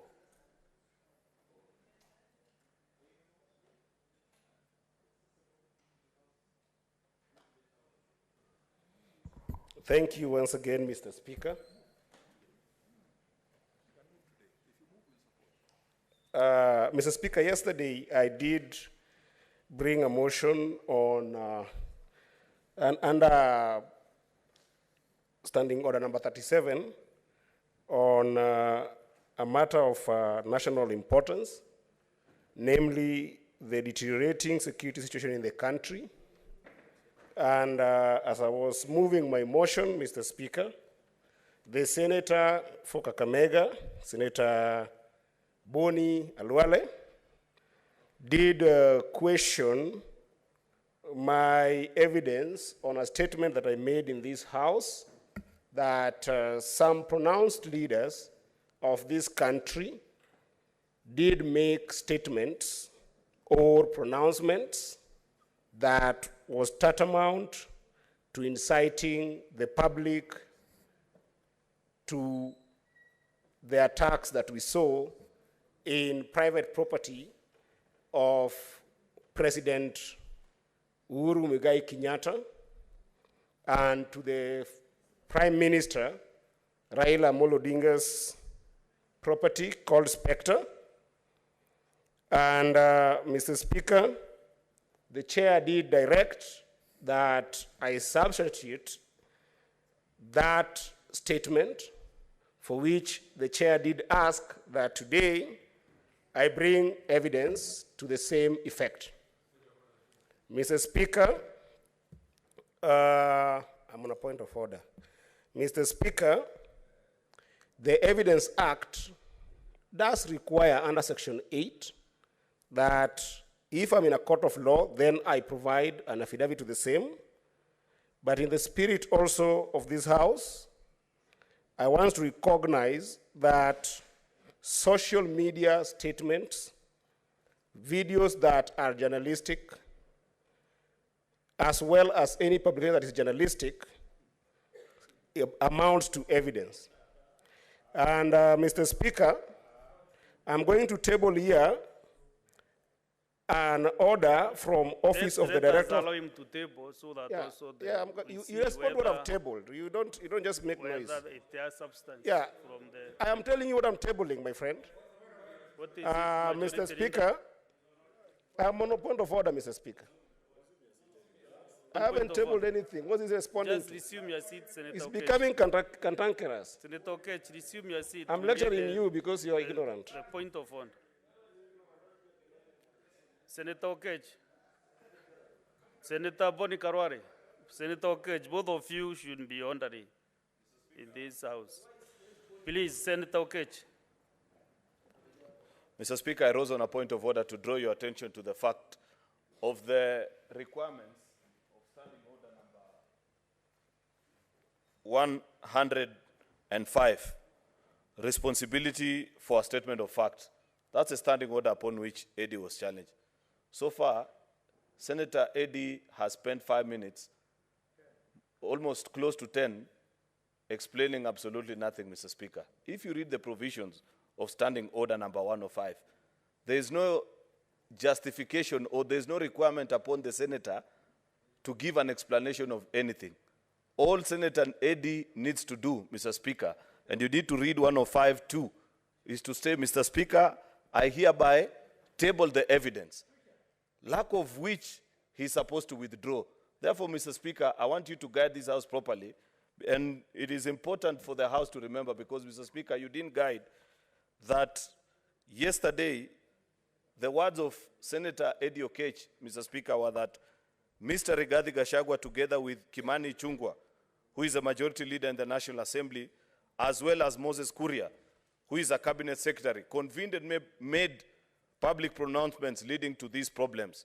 They made public pronouncement to the extent then he was interrupted by a point of order. Therefore, Mr. Speaker, reading Standing Order number 105 too, can you guide that Senator Eddie Okech without telling us long stories that are not useful at this point? Can he table the evidence before us, Mr. Speaker? Majority leader, actually, that is what I was requesting him to do, to table the evidence. Then we assess whether your evidence is admissible. So that if it is not, you go ahead to withdraw. Or you go to look for evidence and give you more time. Mr. Speaker, I have watched my friend Senator Arun Cheriot here tabling things, and he explains what the things is tabling, Mr. Speaker. I am tabling, and I'm explaining what I'm tabling. Can you table your evidence? I talked about 3 issues that you cannot gag me just to table them without telling you what I'm tabling, Mr. Speaker.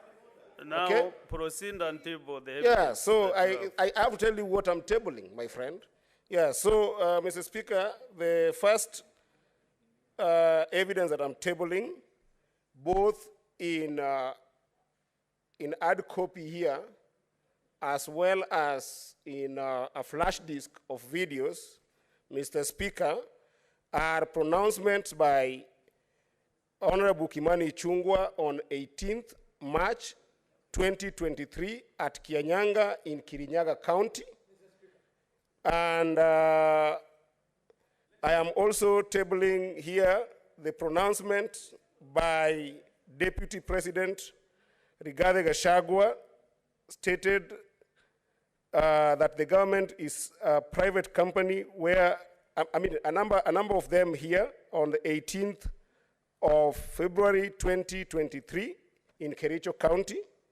And Mr. Speaker, I'm also tabling here statements by Honorable C.S. Moses Kuria on his Twitter handle, and there are a number of them, because I don't want to get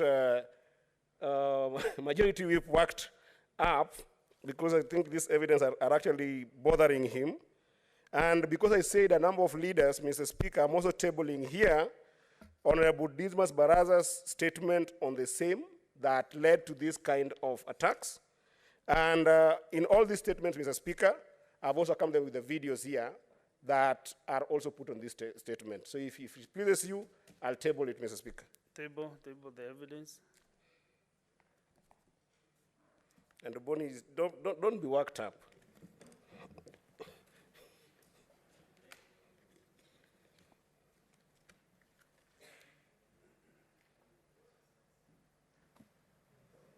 So Thank you, Mr. Speaker. as we scrutinize your evidence, we continue with the business of the day. No, wait. Next order. I'll see you next time. I'll see you next time.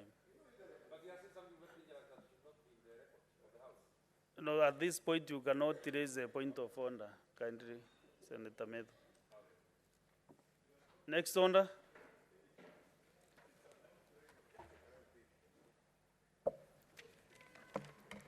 Order number 10, motion, amendment of the Senate calendar for the second session.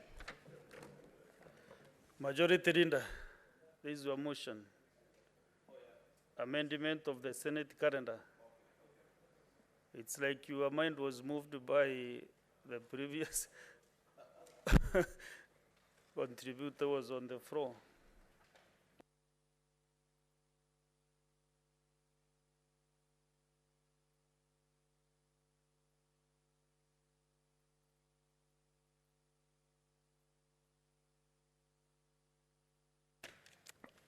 Mr. Speaker,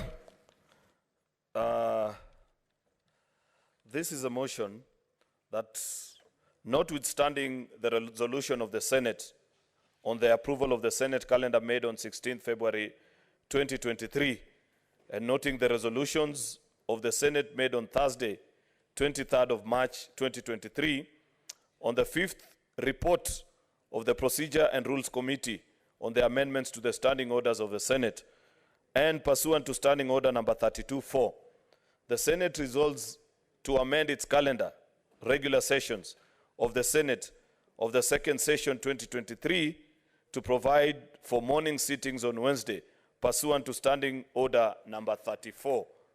Mr. Speaker, sir, this is not the first time that the Senate will be sitting on Wednesday mornings.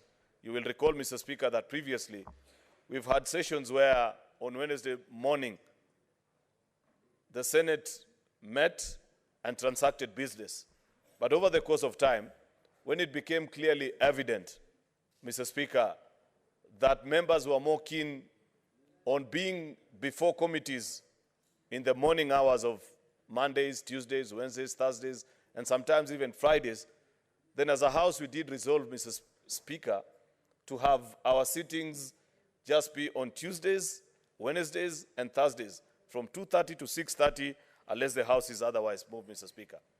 But since this House has now adopted, Mr. Speaker, the provisions of the Standing Order in agreement to what our Procedures and Rules Committee proposed before the House to provide for Cabinet Secretaries to appear before this House, Mr. Speaker, we want to propose additional time for the Senate to meet so that we do not interrupt the Tuesdays, Wednesdays, and Thursdays 2:30 that is mostly otherwise filled up, Mr. Speaker, either considering motions on various issues that are topical to the country, or statements that are being brought by members, Mr. Speaker, or bills, such as the bills that we want to consider this afternoon, Mr. Speaker. Therefore, it is in good order that I requested the SPC, and they agreed with us, that we move this motion to allow that the Senate does meet every Wednesday. And the questions as provided for in the motion that we moved here, Mr. Speaker, to provide for different cabinet secretaries to be notified way advance of time, the questions that they shall be asked, so that members can show up in this house, Mr. Speaker, and we agree, depending on how the first 2 or 3 sessions will go, the length of time that you're going to spend, Mr. Speaker. These are things that we said that once we begin on the exercise, and depending on the interest of members and the questions and the issues that are arising from the constituents that we represent in this house, Mr. Speaker, we shall be able to determine how many, for example, cabinet secretaries we can have in a single Wednesday afternoon, and depending on the issues that have been brought before us. Mr. Speaker, therefore, this is a fairly straightforward matter. I do not see why anybody, Mr. Speaker, for whatever reason, will have a problem with it. But of course, I do not want to preempt debate. I want to leave it to the wisdom of the House to either agree with us, either as proposed or together with an amendment, Mr. Speaker, so that this House can meet on Wednesday mornings and consider, Mr. Speaker, that there is business that is actually long-standing and pending. Part of what we could do, Mr. Speaker, and we will be suggesting this to the Senate Business Committee, is that if you look through our order paper, Mr. Speaker, this afternoon, there are almost 10 to 20 motions that have been proposed by various colleagues, which, because of the nature of how we transact business in this House, unfortunately, we have not been able to consider them. Some of these motions have been on the order paper for almost 3 or 4 months, and it's not right, Mr. Speaker. Part of what we could do on those mornings of Wednesday, Mr. Speaker, if you find that we have met and we have concluded on the business and members are satisfied that the business that had been slated earlier, our Cabinet Secretary has responded sufficiently, or asked for additional time, Mr. Speaker, to find better answers to bring before the House, we could as well consider other long-standing businesses that are before the order paper, Mr. Speaker, so that we don't have this practice where colleagues are proposing motions. I don't believe it is out of idleness, Mr. Speaker, or just for want of to fill up the order paper that colleagues propose motions before us. Therefore, it's unfair that we have kept some of these motions on the order paper for more than a month or 2, Mr. Speaker. So giving the Senate additional time to meet means actually we shall be able to transact more business, Mr. Speaker, as a House. And therefore, I want to request colleague senators to agree with this proposal so that we can quickly be able to conclude on this business and move on to additional business. Of course, Mr. Speaker, I do know, and I want to appreciate your guidance yesterday, Mr. Speaker, because there had been an erroneous interpretation that by cabinet secretaries appearing before this House, Mr. Speaker, in a gathering of the plenary, that they are not required to appear before the committees as expected by Article 153 of our Constitution. I appreciate, Mr. Speaker, that yesterday you gave clear guidelines that cabinet ministers will still appear before our committees of Parliament, the committees of Senate, Mr. Speaker, to respond to other ordinary business that was pending or that will arise in the course of members of the various committees going about their duties, Mr. Speaker. That lays to rest that particular matter. Therefore, Mr. Speaker, given that this is a fairly straightforward matter, I do not intend to be long about it because I believe it's something that colleagues can read, understand, and appreciate it. With those very many remarks, Mr. Speaker, I beg to move and request that the Senator for Kakamega, the Dr. Boni Halwale, to second. Thank you, Mr. Speaker. Senator Boni Karwale.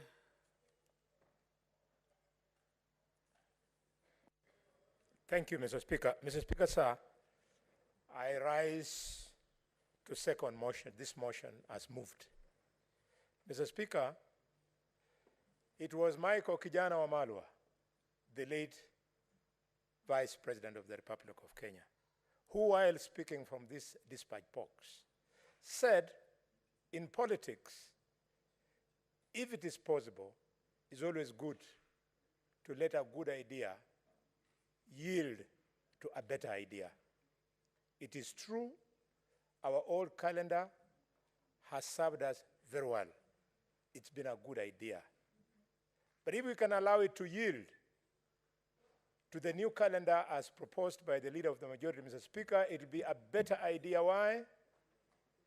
Only time is going to prove us right. Honorable members, in the good old days, when we were in the National Assembly, we had a session reserved for questions. And when we opened up Parliament to public transmission of proceedings, that became the most watched part of the proceedings of this House. I therefore want to confirm that Wednesday mornings will be the most popular day in the calendar of this House every week. And Senator Onyonga was there. He remembers when he was Assistant Minister for Foreign Affairs, and I was Assistant Minister in charge of the East African community. And by the way, Assistant Ministers of Mwai Kibaki were actually deputy ministers. I support this motion. I second this motion. And I want to appeal to members that there is so much value in one raising a question on gold mining in Kakamega directly to the minister in charge, and him not only responding, but opening an avenue for the senator of Migori, for example, to then ask a supplementary question about mining in Migori. This is the point. This is the point.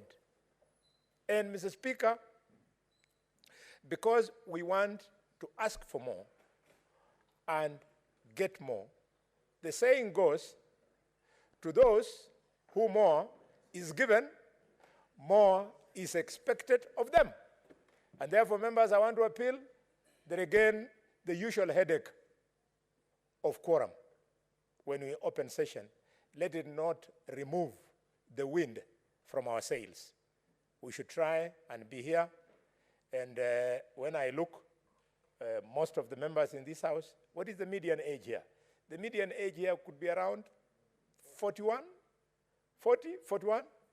Yeah, very young people. Why would you still be in bed at that time? I remember in the other parliament, when the senator of Meru was arguing his case, he used to say he starts functioning best at around 1 o'clock. Senator and The former senator of Meru. Senator Mudhamia, who was in 1963. No, I mean Senator the second senator. And Senator Midega Great. Linturi. Yes, great. Which He one? used- Which he is used to- Senator? Kiraitu- For the purpose of record, because I did Yeah, not yeah, hear this. I'm very specific and factual. Kiraitu Murungi. It was Senator Kiraitu Murungi who used to amuse us from this House that he starts functioning best at around 1 o'clock. So we don't have that problem anymore. Even me, who has more years than most of you, I am in the element of a bullfighter. Bullfighters, we start feeding our bulls at 4 a.m. in the morning. And after I finish feeding the bulls, I normally support my workers in milking my cows. I have got my favorite cow. It is called a tambo. A tambo likes it when I'm milking myself. So we are people who wake up early. Amida, you are killing me with your laughter. So, Mr. Speaker, sir. So, Mr. Speaker, sir, with those many words, I want to second that this motion becomes, sees the day of the light. Thank you, Mr. Speaker. Thank you. Honorable Senators, I propose a question that notwithstanding the resolution of the Senate on the approved the Senate calendar amended on 16th February 2023, and noting the resolution of the Senate made on Thursday, 23rd March 2023, on the 5th report of the Procedure and Rules Committee on the amendments of the standing orders of the Senate. And pursuant to Standing Order 32-4, the Senate resolves to amend its calendar regular sessions of the Senate for the second session 2023 to provide for morning sittings on Wednesdays pursuant to Standing Order 34.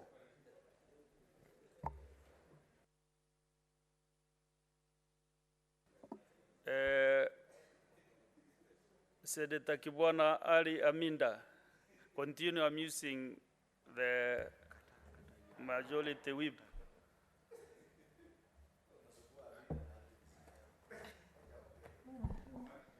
Asante Bwana Spika. No, na mimi nataka kuunga mkono tu upande majority leader akisema kuwa tunafaa kuendelea kufanya kazi. Kusema kweli, sisi wengine ni watu wa mkono, ni technical people na si watu wa siasa sana. Kwa hivyo tungetaka kweli motions nyingi ziko. Kama Bwana Spika, kuanzia wiki moja imepita, niko na statement yangu na niko na motion na mpaka sasa haijafika. Nimeona vitu vingi kweli havijakuwa sawa. Kuna motion kama ya dada yetu Senator Gloria, na kusema kweli hii motion ni kitu ya maana sana ya wasichana wetu kuwa na hii mambo ya sanitary towels. Nimeona motion nyingine ya Senator Kavindu, mambo ya 1998 bombing compensation. Kwa hivyo naona kusema kweli kuna mambo mengi sana yamekaa na yamechelewa sana kwa sisi kuendelea na kazi zetu. Kwa hivyo hapo nitamunga Bwana majority leader mkono kwa hii kazi tu, kusema kweli iweze kuendelea. Asante Bwana Speaker. Asante sana. Sasa tumusikize Seneta wa Baringo, Kipkoriri William Cheptumo. Thank you, Mr. Speaker. Mr. Speaker, I rise to support this motion. Mr. Speaker, this motion is fairly straightforward, actually. We've amended our standing orders already. And what we are doing is to facilitate the implementation of that amendment. Mr. Speaker, if you look at Article 97 of the Constitution, this House is to represent the counties and serve to protect the interests of the counties and their governments. Mr. Speaker, I agree we do so through the statements, but I think, Mr. Speaker, motions and the bills are equally critical in us as a House serving our counties. Mr. Speaker, I have two motions. I think they are before you for approval. And already one member has already spoken about another one. Shortly, Mr. Speaker, our order paper will be full of so many motions, and we are unable to deal with them, Mr. Speaker. So I support this, so that, Mr. Speaker, we are able to deal with these motions because we'll have more time. Secondly, Mr. Speaker, the issue of the cabinet secretaries appearing before this House is something that I cherish. Mr. Speaker, when I was supporting the amendment of our standing orders, I gave a practical example of what used to happen in the 10th Parliament when ministers used to appear before the plenary. And Mr. Speaker, this is important because these members will have a direct conversation on behalf of our people with the cabinet ministers. And Mr. Speaker, this will be one of the very exciting moments. I recall that time, Bonnie Kalwale, as I recall, we were together with him when he was Assistant Minister for Health, if I'm not wrong, I was deputizing the Minister for Justice. Mungatana, I think, was deputy minister in some ministry. And Mr. Speaker, I want just to tell my colleagues, you will see how exciting that moment will be, because it will be direct conversation with the ministers. And during that time, Mr. Speaker, I remember I helped a lot of colleagues in establishing courts in various parts of the country, including even where you come from, Mr. Speaker. So I really want to support this, and I think this is a motion that we need to approve it as quickly as possible, Mr. Speaker, so that then we move, so that we have our matters, we have more time to deal with the matters before the House. I support, Mr. Speaker. Senator Kajwang Moses. Mr. Speaker, this is a procedural motion. And the best practice for procedural motions usually is for the leader of majority to move and get a member of the other side to second. Because I believe that this is a matter that was discussed in the Senate Business Committee. It is a matter that ideally should not be contentious. I know we have been consulting here on whether Standing Order 32 and Standing Order 34 have been violated by this move. And I know that my colleagues will be prosecuting that matter. But in a Senate where we have spent more time fighting than finding common ground, Mr. Speaker, I want to encourage the majority leader that on such procedural matters that we can have some bipartisanship so that you can have both sides speaking to it. Mr. Speaker, the debate that prompted this amendment to the Senate calendar was rancorous and was contentious. We had our say, the majority had their way. And what we said about the intent of getting cabinet secretaries to this House, Mr. Speaker, has gone on record. It is in the Hansard, and I don't think this is a motion for us to speak to the issues that we already prosecuted while debating the report of the Rules and Procedure Committee. Mr. Speaker, this is quite unavoidable since last week that resolution was carried. But it's going to have some impact on some of the busy committees, especially committees that have scheduled their activities and meetings into the next quarter. And some of those are like the Public Accounts Committee that I chair, the Public Investments Committee, which has a fairly busy schedule. And so, Mr. Speaker, from time to time, we might be seeking the leave of the Speaker to have meetings even when the grilling of cabinet secretaries is going on. Mr. Speaker, last week, I saw something very interesting. The former Prime Minister of the United Kingdom, Boris Johnson, was called before the Rules Committee of the House of Commons. And the Speaker, in a session that lasted 3 hours and 45 minutes, the former Prime Minister, a man who was extremely powerful, a man who was extremely pompous, was reduced to the level of a witness before a committee. And the interesting thing is that being a parliamentary system, the former Prime Minister was appearing before a committee of his peers in the Conservative Party and his other peers from Labour Party. We should know and we should institutionalize that being in the executive does not make you a special animal in this country. Mr. Speaker, we should encourage those people who have had the good favor and the privilege of serving this country in the executive. Yes, they've got access to resources, they've got access to decisions that can enrich, decisions that can impoverish, decisions that can change people's lives. They must remember that those functions that they exercise on behalf of the people of Kenya.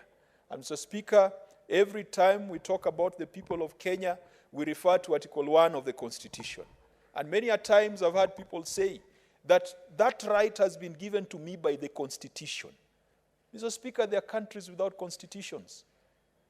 The right is not given by the Constitution, the right is given by God. The Constitution is a mere record of that right and the social contract between the led and the leaders.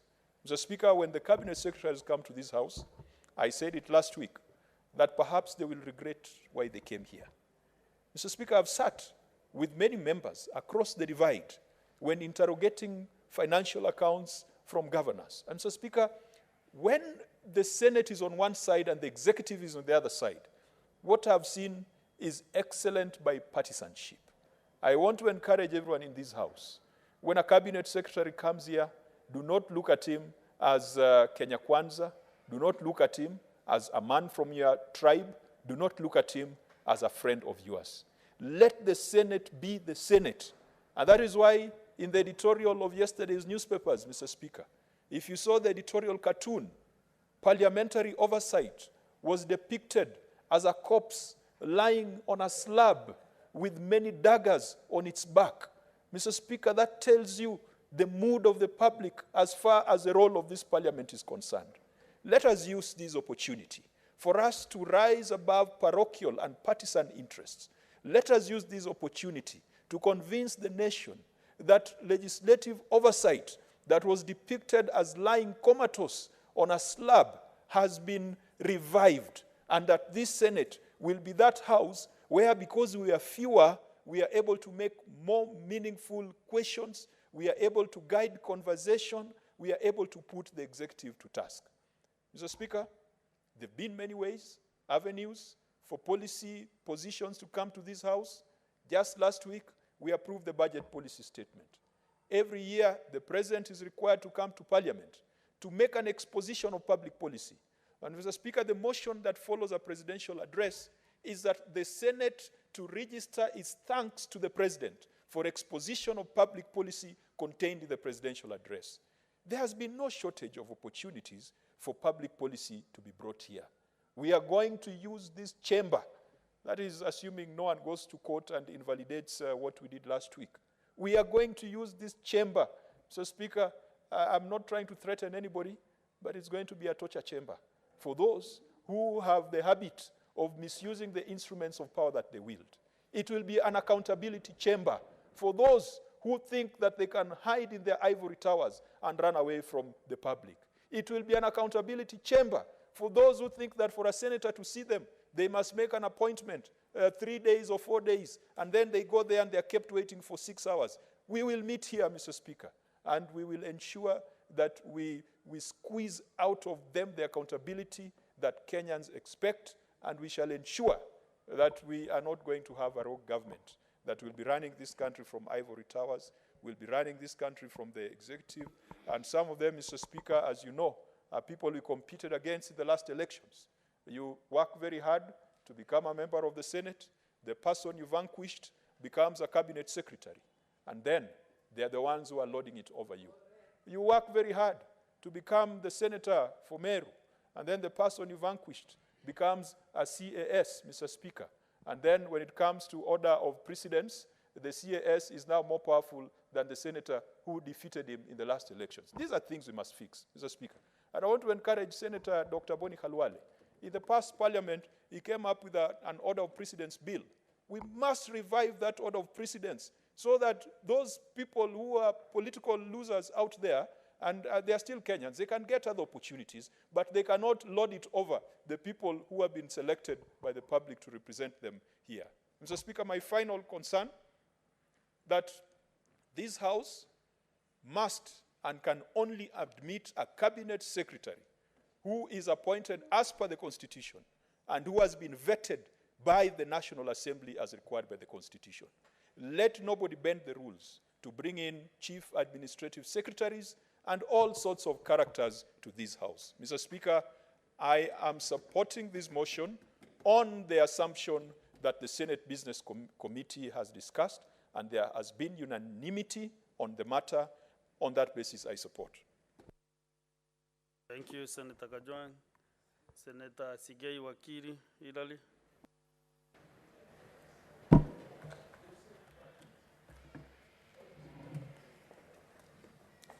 Thank you once again, Honorable Speaker. I want to support the Majority Leader in the context of the amendment of these 100 House standing orders, not standing orders, but calendar, sorry, so that we facilitate the appearances of the cabinet secretaries on Wednesday morning in the sitting so that they answer to questions which honorable members have put forward regarding their respective ministries. I have listened through the comments and contribution by the Honorable Senator Kajwang, and I want to confirm to him that indeed the House Business Committee sat, debated on the issues, the pros and cons, and the reasons which were put forward as to why we need these cabinet secretaries to appear before this House. I am alive to the fact that this House also debated in the course of the motion to amend the standing orders. It was acrimonious, but at the end of the day, Mr. Speaker, this House is mandated to make sure that the people who've been given mandate as cabinet secretaries are responsible for what happens in their ministries. That responsibility, Honorable Speaker, can only be achieved when the said cabinet secretaries are called upon by the House to appear and respond substantively to the questions with which the honorable senators have asked. And these questions, Mr. Speaker, I am aware, are questions regarding the performance by those cabinet secretaries in their ministries on the roles which Kenyans expect them to do. Mr. Speaker, I am equally aware that there is an issue that was raised as regards the appearances by the cabinet secretaries in the House being non-members to this House. And I want to convince the members that that conversation, Mr. Speaker, was in the context of a misunderstanding of the persons who will be expected to appear before this House. And the order is, Mr. Speaker, as put clearly by the Honorable Senator Kajwang, that the only people who will appear in this House are the cabinet secretaries who are constitutionally appointed, vetted by the National Assembly, sworn into office, are the only ones who will appear here. We do not expect any other character, any other person other than a cabinet secretary to appear in this particular House. This House, under the Constitution, has got its membership established. That appearance cannot be construed as the person coming as a member of this House. It is a member who has been summoned to appear to answer to questions relevant to their delivery of services to the people of Kenya. Mr. Speaker, as I support this motion, I also want to encourage the members of this House to heed the provisions of those standing orders so that we ensure that the questions that we put forward are questions that will support the performance of the House in its role in legislation, in oversight, and in ensuring that the people of Kenya are actually served, specifically provided for, the kind of questions, how they are supposed to be put forward, and, Mr. Speaker, the opportunity to grant members additional time for supplementary questions gives us an opportunity beyond the written question that has been sent to ensure that if the said cabinet secretary is not sufficiently responding to the question, the member will have that opportunity to do it. I want to encourage the members to seize the opportunity and make sure that we make the debate in the House, the performance of the cabinet secretaries, to be an opportunity for the people of Kenya to feel that this House indeed is doing the work of a Senate, an upper house, and also ensuring that service to the people are appropriately delivered. Mr. Speaker, I support. Thank you. Honorable Senators, the evidence which was brought tabled by Honorable Senator Okech, Eddie, I will stand the evidence, I will look at it keenly and communicate at an appropriate time whether it satisfies the requirements of our standing orders. Therefore, that matter will not be revisited this afternoon. I'll take time to go through it. I'm now well versed with the issues that he released yesterday. So I'll take time to go through it and bring some report to this House. Let's proceed, Senator Senator Okech, Andy.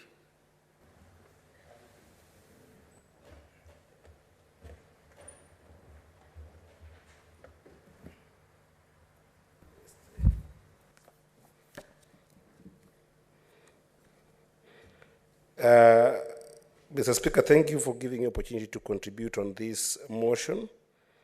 The bullfighter, Senior Senator Boni Alwale, started by saying that if something is good and you can make it better, then make it better. But I also want to say that if something is really good, that it can stay good, make it just stay good. Because some of these motions that we seek to introduce in the House, Mr. Speaker, are forgetting the fundamental reasoning behind some of these standing orders. Standing order number 34, on the hours of meeting, Mr. Speaker, if you read standing order number 34, 5, says that a motion under paragraph 4 shall be moved at least 30 minutes before the time appointed of adjournment. No, if you start from 4, it says notwithstanding paragraph 1 and 2 of standing order number 34, the Senate may resolve to extend its sitting time. May resolve, meaning that if there is indeed a substantive issue. So I give you time to contribute to the debate. Yes, I'm contributing to the debate. I thought you on another matter which is,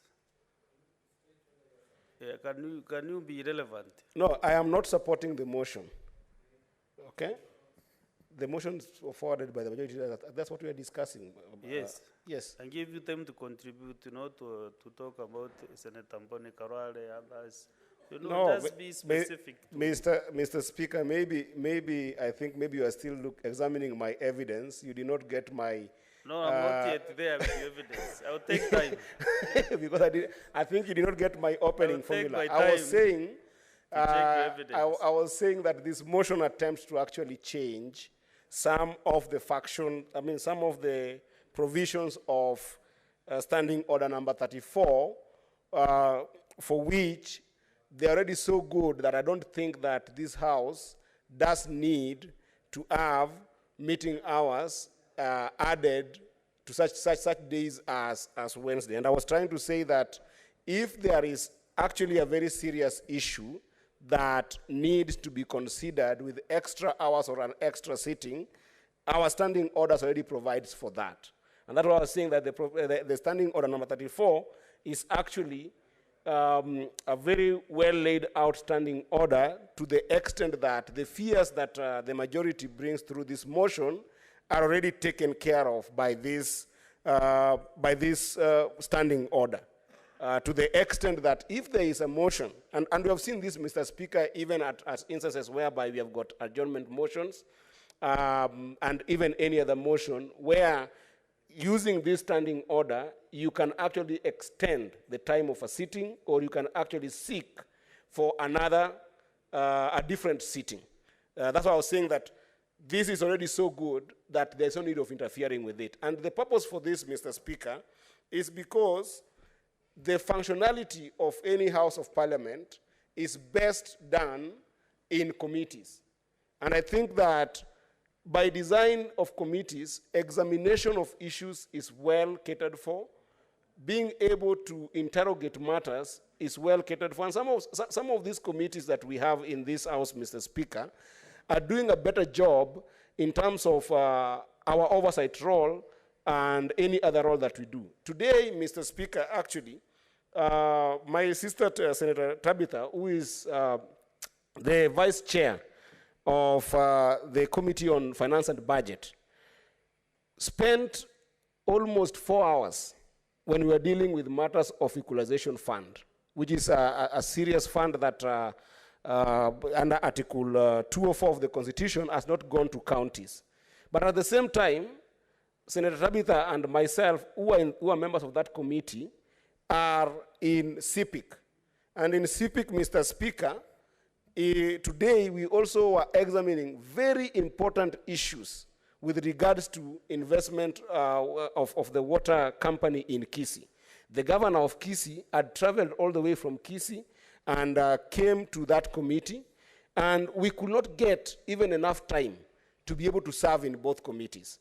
And if we try to attempt to take time out of committees and try to put it on this plenary, Mr. Speaker, I think that we will be losing the point of the functionality of this House. And this is one of those issues, fellow senators, that I want to urge us to not just be following our sides of the houses, that this is a majority issue or minority issue.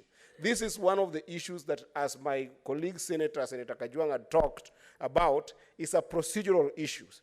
Procedural issues, for the time we have spent in this House, then become experiential issues. When we are making determination about this particular motion, let us make it based on the experiences that we have had, and let us make it on the basis that that experience already speaks to what we see as senators to be a formula that works in terms of effectiveness and efficiency on making sure that we are contributing to our function in this House. And for me, I want to urge you, and I want to urge us that this is something that I don't support, and I hope we don't support, because we don't want to take time out of committees. And in as much as we have got important motions to do here, if you have got a motion that you really care about, as Senator Gloria or any other senator's motion who might be sitting without getting attention, let's explore standing order number 34, 4, and 30, all the way to 5 and 6, so that you can be able to seek for a sitting that can allow that particular motion to be dealt with. That way, then we make this House more effective. With that, Mr. Speaker, I wish to oppose this motion and encourage my fellow senators to be experiential in making this particular determination to the effect of supporting or not supporting this motion. I thank you, Mr. Speaker. Thank you. Senator Danson Mungatana, Buya. Mr. Speaker, I stand to support the motion by the majority leader. Mr. Speaker, I wanted to state maybe just 2 points that my colleagues have maybe forgotten. But as I stand, Mr. Speaker, I want to associate myself with all those colleagues, honorable members who have spoken before me in support of this motion. Mr. Speaker, a lot of times we forget that cabinet secretaries are state officers. And Mr. Speaker, state officers are covered under Chapter 6 of the Constitution on integrity. Mr. Speaker, the problem with most of us is that when we speak about Chapter 6, we say it is the integrity chapter, and we have never read it.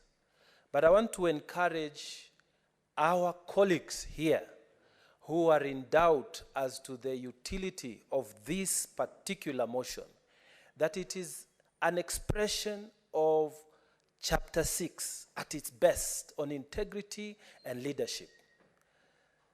Article 73 of the Constitution, Mr. Speaker, requires that every member who is a state officer, every state officer, every person who has taken an oath, such as a cabinet secretary, are supposed to exercise the responsibility they have been given as a service to the people and not to rule over the people.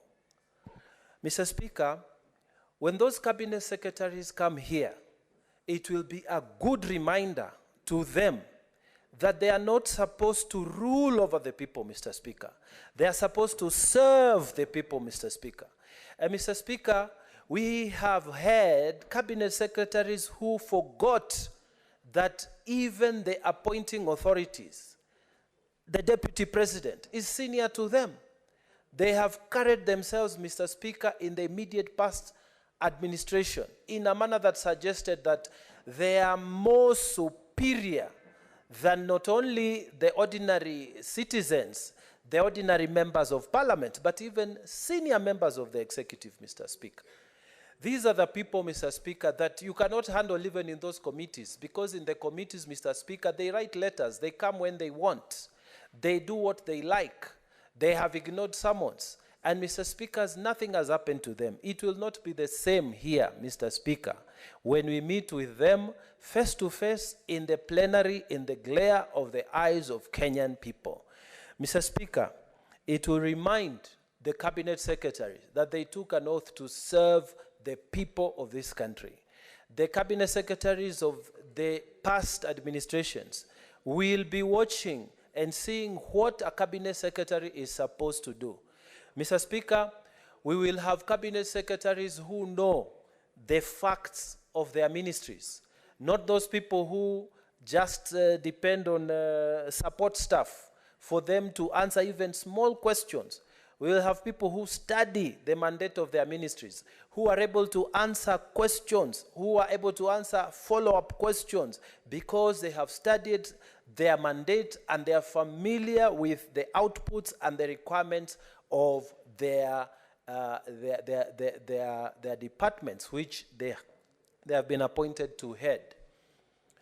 Mr. Speaker, another reason why we should support this motion is that it is actuating the constitutional requirement under Article 35 that access to information held by the state must be granted to every citizen. And Mr. Speaker, Access to Information Act is there, but this will be the real access to information. Because when those state officers come here, Mr. Speaker, they will not plead that, they are being, this is secret information or what.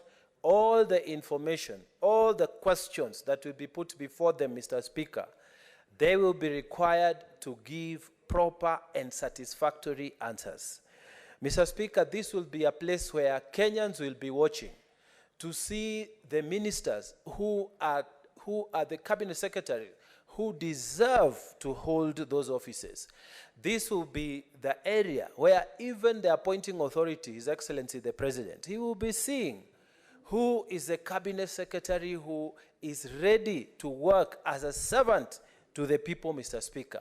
And Mr. Speaker, this will be the place where all Kenyans, including the appointing authority, including fellow cabinet secretaries, will be watching to see who is sleeping on the job or who is always traveling abroad, never being able to know what is happening in his office, who is always in meetings that are otherwise other than, Mr. Speaker, the authority they have been given to serve.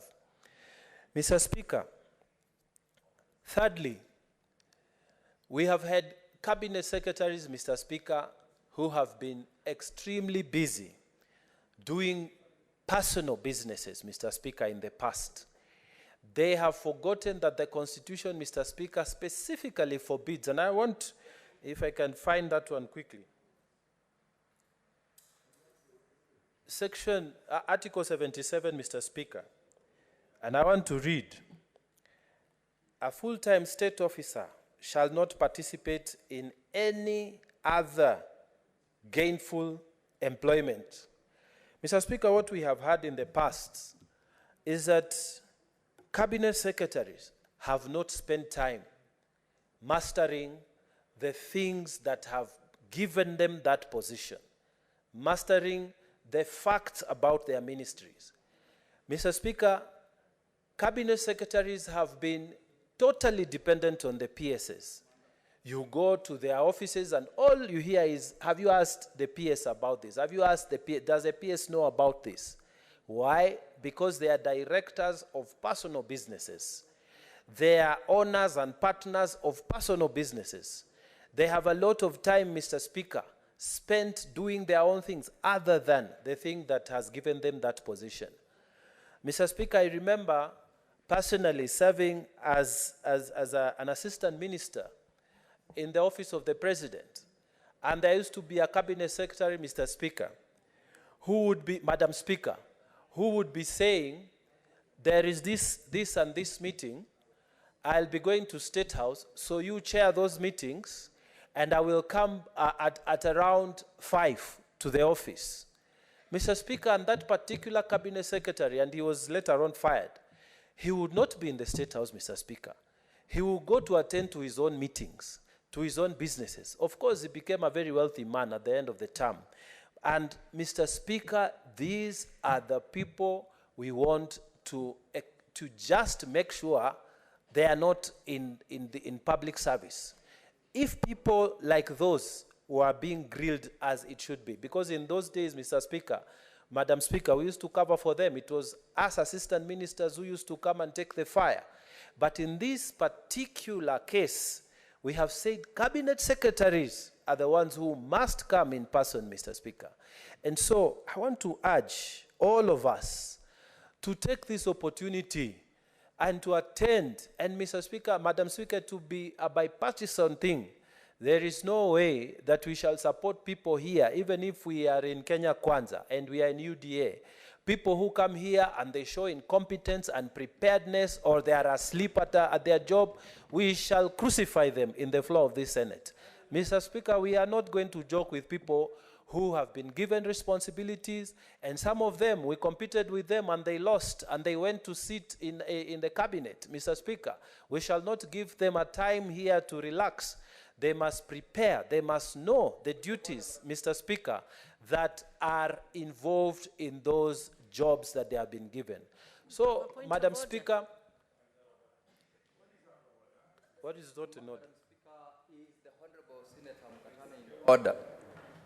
Is the Honorable Senator Mungatana in order to make reference to crucifixion of cabinet secretaries who will come and appear before this House? The language used to crucify is not in order. Senator Johnson Mungatana, would you reconsider the use of language and words and their meaning, their ordinary meaning in English parlance? Yes, Madam Speaker. In the good old school at Alliance High School, we used to have something called similes. And so maybe some of us never benefited. So, Mr. Speaker, I will excuse my senior colleague, my colleague. Wakili, it appears you did not attend Alliance High No, School. he didn't, Madam Speaker. So, Madam Speaker, let me just say, and I want not that we lose this point, Madam Speaker. We want serious people. Really serious people to come into this House. Madam Speaker, I have had the fortune of interacting with the head of state, Madam Speaker. This is a very serious man. He knows his facts. When you question him about issues, in fact, even concerning your own county, he would be talking about facts and issues. Mr. Speaker, Madam Speaker, I pray that the people who will be coming before us will be prepared, because we are not going to joke around in these sessions. We want serious people, and I hope wherever they are listening, that we want them to be responsible for everything they are doing in the ministry. They will be responsible for the policy direction of the ministries and achieving the goals so that this country can go ahead, Madam Speaker. With those many remarks, Madam Speaker, I pray that we support this motion. And Madam Speaker, even Eddie, Senator Eddie, and he has gone out. Oh, he's still here. No, don't oppose. You cannot be the only person in Jerusalem who has not heard that everyone is supporting this motion. Madam Speaker, I beg that we support. Thank you, Madam Speaker. I have finished speaking, Madam Speaker. Please finish speaking. Honorable Senators, I have communication from the chair on visiting teachers and students from Gateway Girls High School in Kiambu County. In the public gallery, we have 127 students accompanied by 6 teachers from Gateway Girls High School in Kiambu County who are in the Senate on an education tour. Honorable Speakers, in our usual tradition of receiving and welcoming visitors to Parliament, I extend a warm welcome to them on my own behalf and on behalf of the Senate, and wish them a very fruitful visit, and I thank you. Now to welcome the students and the teachers from Gateway Girls High School, I will request Honorable Senator Wamatinga to welcome them.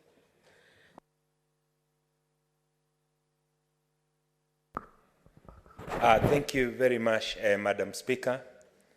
On behalf of the senators, and in particular, Senator of Kiambu, Karungo Thangwa, I take this opportunity to welcome the students of Gateway Secondary School to the Senate. Indeed, Senate is a house of all possibilities. I am aware that, and I'm sure that you learn a lot of things here. I would want to encourage you and tell you that you only need to focus on anything that you want to be. If you see some of us, like your Senator Karungo Dhangwa and myself, sitting in the Senate, this is a country of possibilities, and I would want to tell you, you must dare dream big so that one day you can not only sit in this house, but maybe even hold the greatest office in this country. As you are aware, we are drawing a lot of motivation from the fact that the current president of this republic was a chicken seller who did believe in himself, and today he's the president. The deputy president of this country was a Mau Mau son, and he dared dream big, and today he's the deputy president. You have all it takes to become what you want. Therefore, I want to encourage you, work tirelessly, and know that this world is yours to conquer. Welcome. Thank you, Madam Speaker.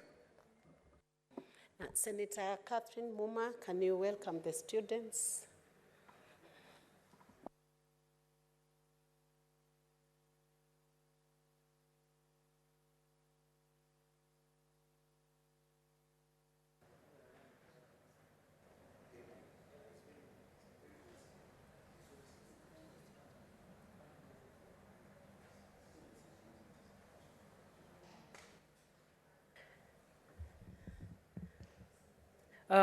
Thank you, Madam Speaker.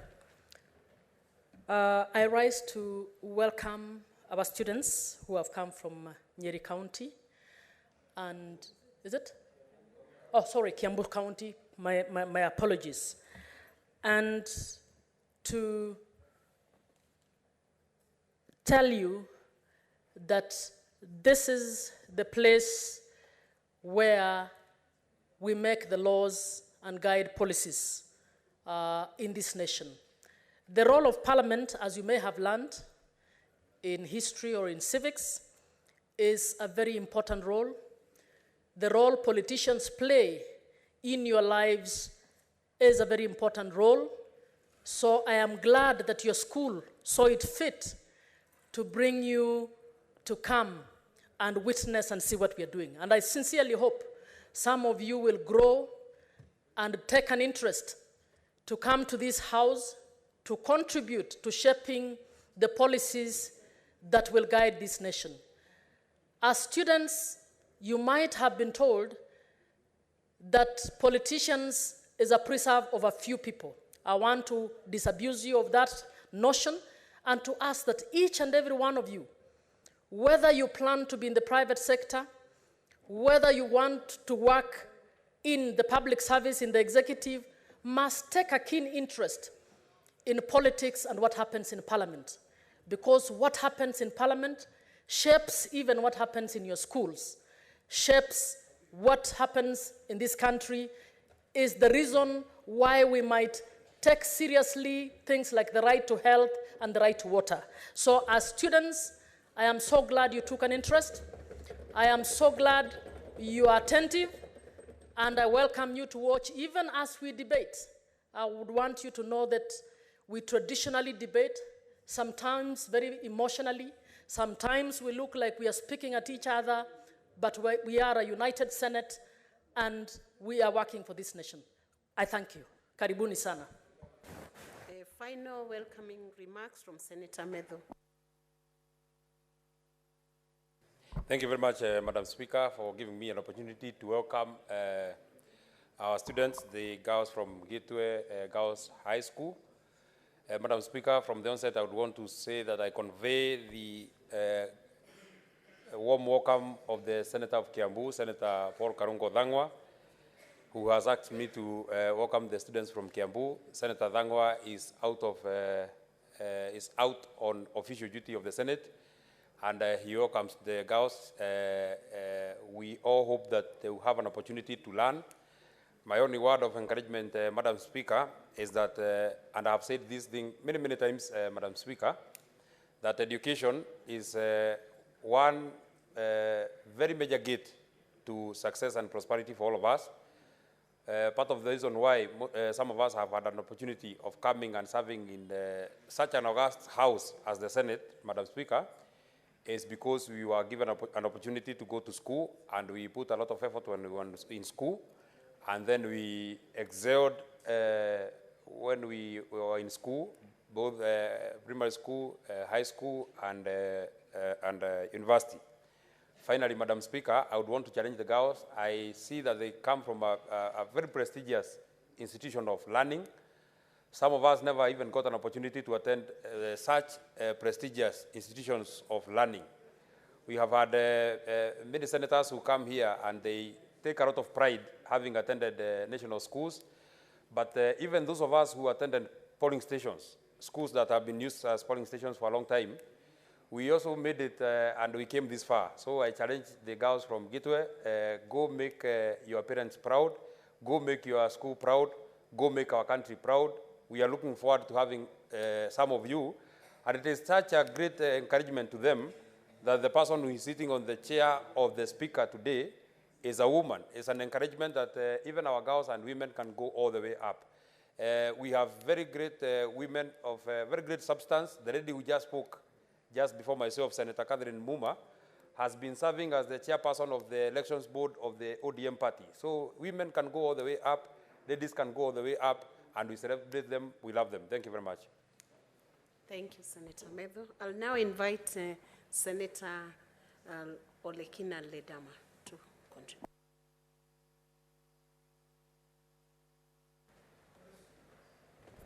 Thank you, Madam Speaker. Madam Speaker, I rise to oppose this motion for the following reasons. The first thing I want to note is that we are guided by the rule of law and the Constitution. Madam Speaker, I have no problem with the Senate amending its calendar. The biggest problem that I have is once we amend our calendar and we introduce strangers to sit on the floor of the House for us to be able to interrogate them, ask them questions. Madam Speaker, the biggest challenge that I had with us passing the motion of allowing cabinet secretaries or amending our standing orders to allow cabinet secretaries to sit on the floor of the House is because Article 153.3 of the Constitution is quite clear. Article 153.3 of the Constitution states clearly, and I quote, that a cabinet secretary shall attend before a committee of parliament, either National Assembly or the Senate, to be able to respond to questions that might be asked. If you look at Article 153.4, Madam Speaker, each and every cabinet secretary is required by the law to provide regular updates to Parliament of matters within their docket. So, Madam Speaker, one of my biggest pet peeves is that should I be a legislator that come here to defend the rule of law, or should I be a legislator who comes here and rubber stamp on issues which cannot be able to withstand any form of litigation? Madam Speaker, the biggest challenge that I have, and I was waiting for the Secretariat to be able to demystify what it means by a cabinet secretary sitting here on this side. And yesterday when I was listening to the Speaker giving his communication, the Speaker, in fact, even assigned a seat for the cabinet secretary, where the cabinet secretary is going to be sitting. So it asked me. I went around the entire Narok County. I spent millions of shillings asking for votes to be able, and I was tasked with the duty to represent the people. I was given the privilege by the people to come and represent them here. Yet somebody who is appointed comes in and sit down when the the Speaker is presiding over a house to be able to answer questions. I think it's about time, Madam Speaker, that we define our system of governance in this country. Are we a parliamentary system? Are we a presidential system? And, or do we just have our own system, which we call it the Kenyan system? If so, we now go into the Constitution and amend the Constitution, taking into consideration what is required when it comes to amending the basic structure of the Constitution. Madam Speaker, if I sit here and approve and I say I support this motion, I'll be committing an offense. I'll be violating the Constitution. If the chair can tell me that on that specific day, when the cabinet secretary is seated here, the House is converted into a committee, I will have no beef.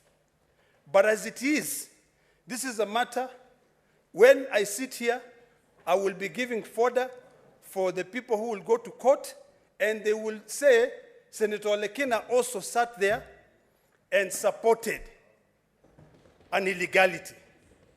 Madam Speaker, I think I want to be considered as having been different when it comes to the due process of the law. I want to be remembered in history as a person who stood firm and said no. The day we convert this House into a committee of the whole, by all means, any witness can come. The law is quite clear. Article 125 of the Constitution, our Parliamentary Powers and Privileges Act, Section 18 and Section 19, gives us the power to be able to summon or invite witnesses to be able to interrogate them and for them to be able to give us information that we need so that we can perform our task.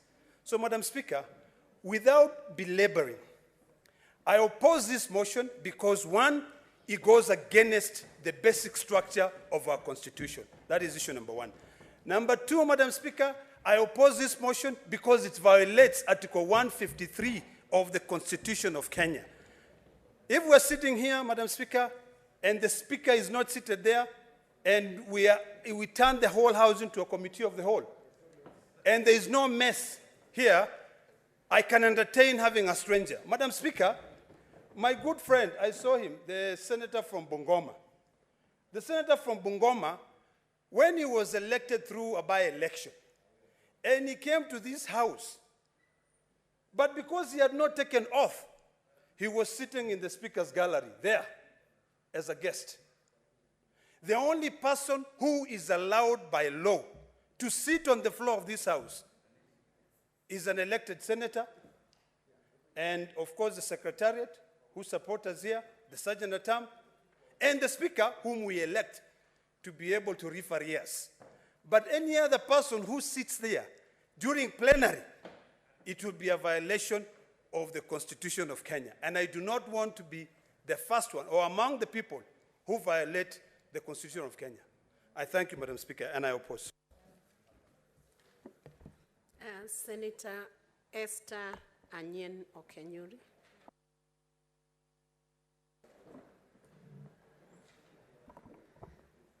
Thank you, Madam Speaker. I rise to support this motion. In fact, it's very timely. As a young legislator, I now will be having time to take to account the respective cabinet secretaries on what they have budgeted for young people, women in this country, because they have budget lines that they have to state here. We will also have real-time answers. As it is now, chairs of committees can only report what the cabinet secretaries have written to them. And as we all know, they generally view the Senate as any other ordinary body they'll appear to. So at times they opt to just write very short responses, which you might have limited time to query. But in appearing in this House where every other senator is, then there will be more transparency, then there is time to even question on real time. They'll be going on Hansard, so they won't be just be mere pronouncements to suit the interest of few people. Madam Speaker, this is also a good opportunity, and I want to commend the President who, among the campaign promises he made, was to have cabinet secretaries appear in this House. That is quite progressive in promoting open governance. Young people from various parts of this country, women and any other ordinary citizens will have an opportunity to see if whoever is holding a particular docket is actually capturing their interest. Are they competent people? Just like Senator Mungatana said, you're not going to rely on shorthand notes given by technical persons. You should be having knowledge on your area of interest. So, Madam Speaker, such a motion I support in full, because like me, who took quite some time learning the ropes in this house, having been a late entrant, will have more time to also push my issues that are concerning young people, women, and generally disadvantaged persons in this country. So I support this motion, and I want to give, not a warning, but I want to alert the cabinet secretaries who will be responding here. Most of them have not been picking phone calls. I do not understand, because at times you're not calling them to ask for any favors, but in this house there'll be no chance of giving excuses that you're either out of the country. Once you appear here, we exhaust all our questions, you give your responses, you state what you've captured for the young people, for the women, and for any other special interest groups we have in this country. So I want to support this motion and urge my colleague, Senator Eddie. Eddie, you are a young person like me, and you need to support this, because it will give Senator Eddie, you are a young person like I am, and I know the young people from Migori will be looking forward to seeing how you take to account the cabinet secretaries. Just pause there, Senator Essie. Okay. What's your point of order, Senator Eddie? Madam Speaker, is it in order? And you cite the standing order you're denying on. Yeah, Madam Speaker, you know, standing order number 121, 122, 123 applies. Is it in order for Senator Essie to address Senator Eddie Okech in this house and not the chair? Because the standing orders are very clear that if you're going to address the house, they address through the chair. And Madam Speaker, the reason why I'm raising this is very important. When we say we are going to have strangers in the house, and let's say a stranger addresses me the way AC addresses me, or the stranger is out of order, or the stranger that is called a CS abuses me, or the stranger does anything that is out of order, Madam Speaker, which standing order will you use to take a stranger out of this house, or to command the sergeant at arms to take action on any stranger? This is why we are saying that this is a very big problem, Madam Speaker, that we are entertaining. Senator Eddie. Honorable Senator Eddie. Yes, Madam Speaker. Address Senator Eddie through And the Senator chair. Eddie, Madam Speaker, should also actually be very welcoming that I can actually recognize him as one of the few young senators we have in this house making meaningful contributions. So, Senator Eddie, I want to implore you to support this move, because the good people of Migori County... Address Senator Eddie through the chair. Yes, Madam Chair, Madam Speaker, I would like to implore Senator Eddie to embrace this move, because the young people of Migori County are going to have an opportunity to also see how their good senator is getting real-time responses on their issues. Thank you, Madam Speaker. Senator Mwaruma Jones Mushushe. Thank you, Madam Speaker, for giving me this opportunity to oppose this motion that calls for changing of standing orders to include Wednesdays, number 1, as part of our calendar. Number 2, inviting cabinet secretaries to come and contribute or be part of this house. Madam Speaker, for starters, I want to recognize the fact that from my experience from the last parliament, it has been extremely difficult to get some of the CSs to come and answer to statements and petitions from members. However, Madam Speaker, because of that difficulty, we tried to amend this constitution through BBI, but it went the way it went.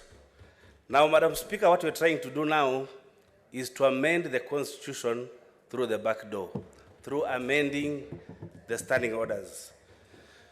Madam Speaker, being the lawyer you are, we are a presidential system and not a parliamentary system or a mongrel.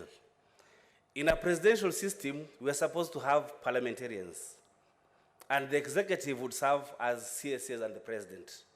When we invite, and that has been led by the rest of the members who have contributed, Senator Damo Lekina, Senator Edo Kech, how would we be admitting cabinet secretaries into this house with the mess there? How would it look like? So I want to go on record that I would be one of the people to support this because it is unconstitutional. It is an unconstitutional move. Thirdly, Madam Speaker, we have tried before to have sittings in the morning on Wednesdays. We have had quorum hitches until we decided let us have only 3 days in the week for our sittings. Number 3, Madam Speaker, we have only 3 days for committees to meet. In the committees, we process bills, we process petitions, we process statements. We have had problems of quorum in the committees because of the members belonging to 2, 3, 4 committees. And in the permutations and the combinations, we have had difficulties having quorum if the committees are standing or are sitting at the same time. What will happen now, Madam Speaker, if you're having only 2 days instead of the 3 days that instead of having, we only have 2 days instead of the 3 committee days, that is Monday, Tuesday, and Thursday mornings. Madam Speaker, when we have done our committees, we have had good sessions with cabinet secretaries, those who appear, and we have gone into the depth of the issues. Now, Madam Speaker, by reducing the time to 2 days, do you want to bite shallow and wide, or want to continue biting narrow and deep when we have just few members asking questions to cabinet secretaries? So I would oppose this move. I know because of the membership of the other side and the few members from this side that might support the unconstitutionality of this move, but I want to go on record that this issue or this amendment to the standing orders is something that is tantamount to trying to change the Constitution through the back door. The President, I know, wants the cabinet secretaries to come here, but then why can't he follow the Constitution and change the Constitution through the provisions that are there that allow us to change our Constitution? Madam Speaker, I oppose, and thank you for the opportunity. Senator Mutinda Tabitha Maureen.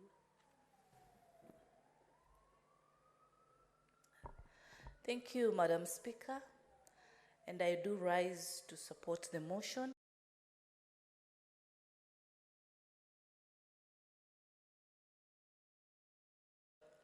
Summoning the ministers, actually, or inviting them to the House, I look at it in a wider perspective.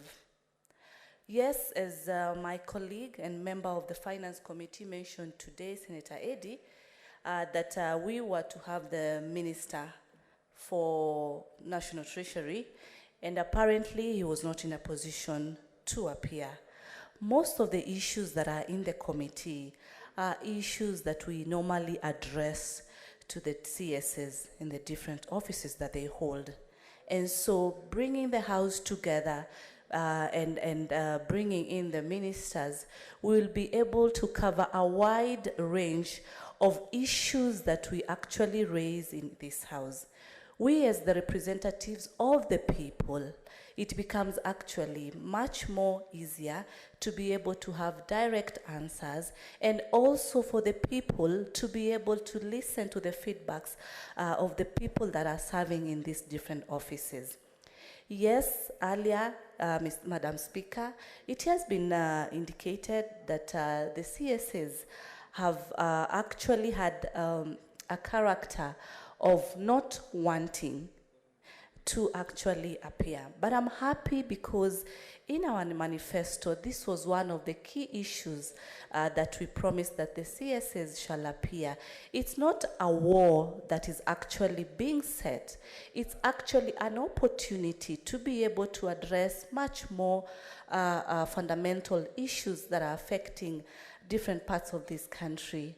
Looking at where the situation is today as a country, we're having the issues that are happening, like for example, the Maandamano issue that are normally taking place in our country. It is also good whereby we have the CSs like Professor Kindiki to be able to give us the status of the security issues in our country because of what is happening during these proceedings. Madam Speaker, in the Constitution, Article number 77, it actually states that state officers have a mandate to showcase their leadership and integrity in terms of what they are doing in the offices, how they are actually delivering their goals as per what we've promised Kenyans as a government. And it is the high time that we have an open mind and look at it broadly. At the same time, yes, there's a concern of the number of days for the committees, because we've been conducting committees Tuesdays, Wednesdays, and Thursdays. And you realize the common factor in all these committees is that point where we summon different CSs in these committees. I would urge colleagues to actually look at it in a perspective that we will minimize some of the issues in the same committees.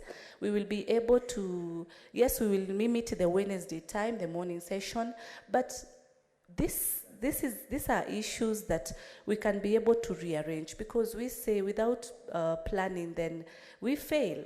So I find it possible to actually adjust our committee timings, and we squeeze them to Tuesday and Thursday, and we'll be able to address most of the pending issues, because you find in those committees we have statements that need to be tackled, statements that the CSs come in to respond to, and if we put it in this plenary, then we'll be able to actually cover a lot of issues. I remember during the issue of Her Excellency Governor Kawera of Meru, when she appeared to the Senate, the colleagues actually proposed on plenary, but because of the time factor, we settled for a committee. It's now a very good opportunity, and also for us, the new members, to be able to learn much more widely on different matters, because we'll be able to invite different ministers. Some of us serve in committees that are just specific to specific ministries, but now it will be able to cover a bigger, wide coverage. So, Madam Speaker, I do support. Senator Okoit Andrew Mutata.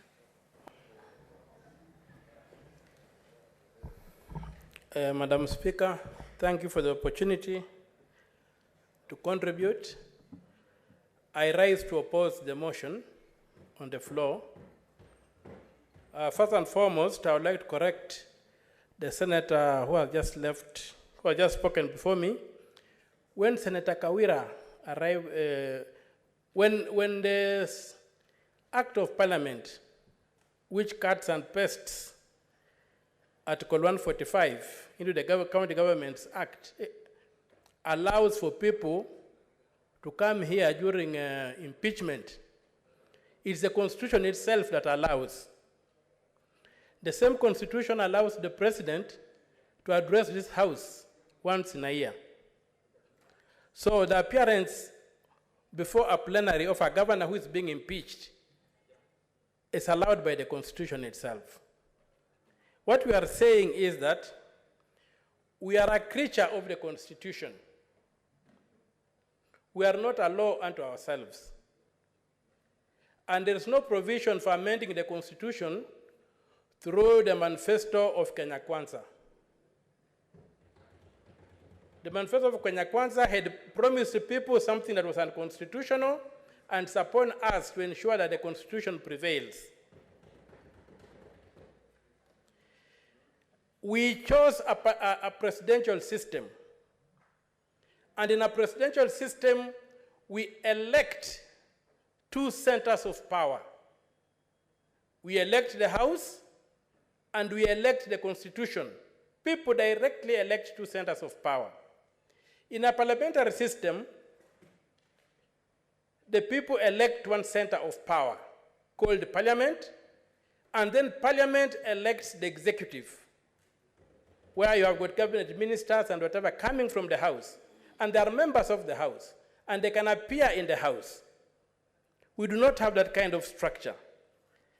So it's my submission that we cannot introduce the parliamentary system or a mixture of the parliamentary and the presidential system through the back door. We borrowed the presidential system from the American system.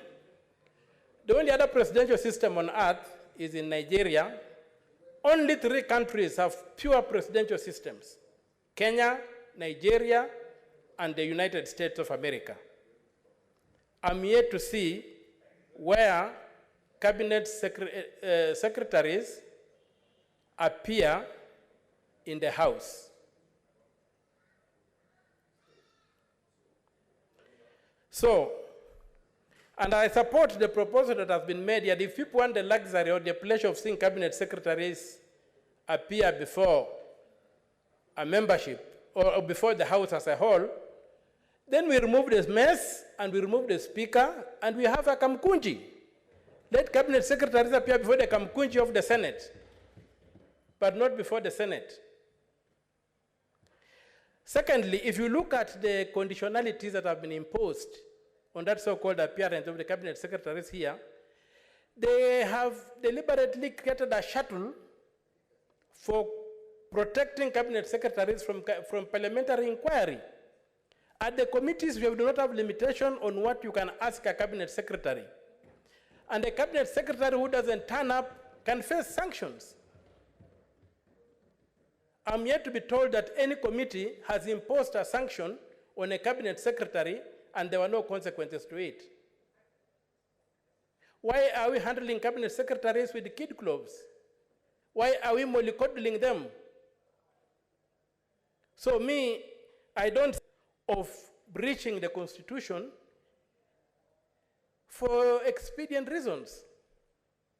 There's absolutely no reason why we should not follow the Constitution.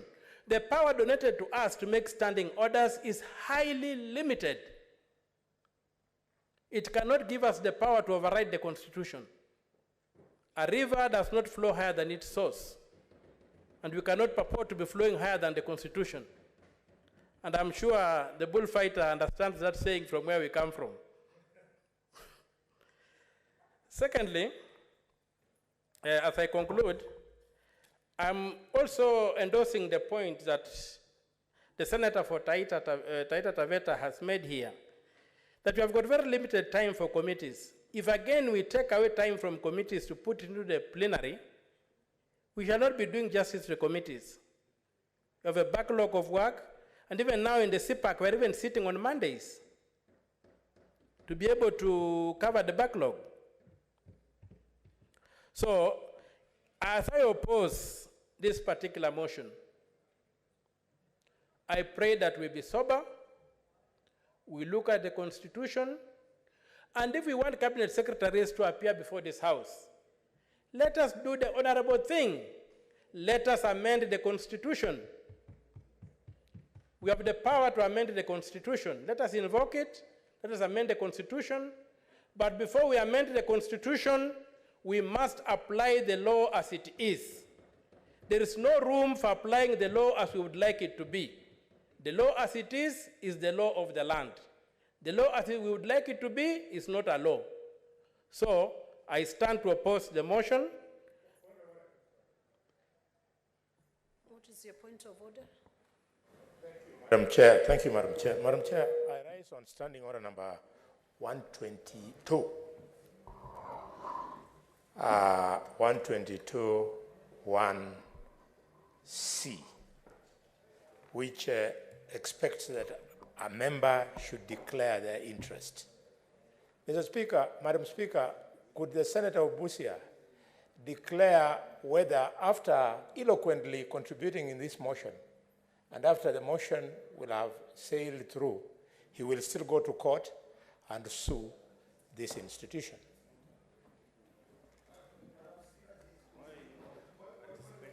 Yes, let me answer. Senator Boni, respectively, we cannot contemplate before it actually happens. Senate is not served with any proceedings as yet, and as a senator, he would be free to debate before any proceedings are done.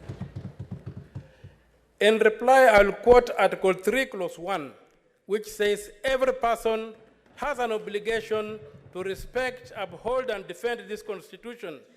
And if you violate this Constitution in this House, I will go to court and I will challenge it. I have an obligation to uphold, respect, and defend the Constitution, which I do with pride, which I do with honor, which I do with distinction, which I applaud myself for if you don't applaud me.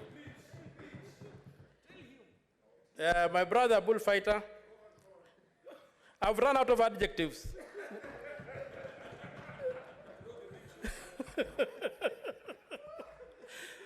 So, Madam Speaker, I don't know, how do you say it? I need to be guided, because you say, Mr. Speaker, sir. How do you say, Madam Speaker? What is that? How do we crown it? How do we do it? May I be informed? I request to be informed by Senator Khalwale.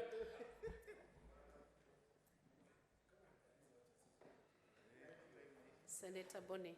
Thank you, Madam Speaker. Madam Speaker, indeed, I would love to inform the Honorable Senator of Busia.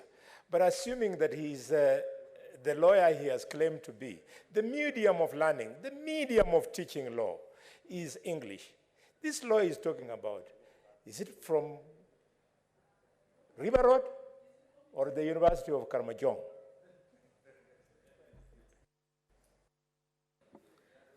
Senator Wamatinga, do you want to respond to that? He failed to inform me. He wanted me to inform him instead. So we leave it at that. But then I oppose the motion, and I pray that it fails. Thank you, Madam Speaker. Senator Wamatinga. Thank you very much, Madam Speaker.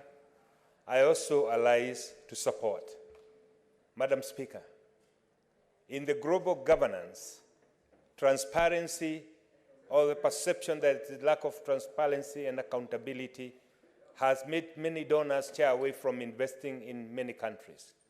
Madam Speaker, sir, the spirit of having cabinet secretaries come to the House is informed by the readiness of the presidency to show the world, the outside world, that they are prepared to be not only accountable, to be transparent, and most importantly, to showcase what they want to do for the country.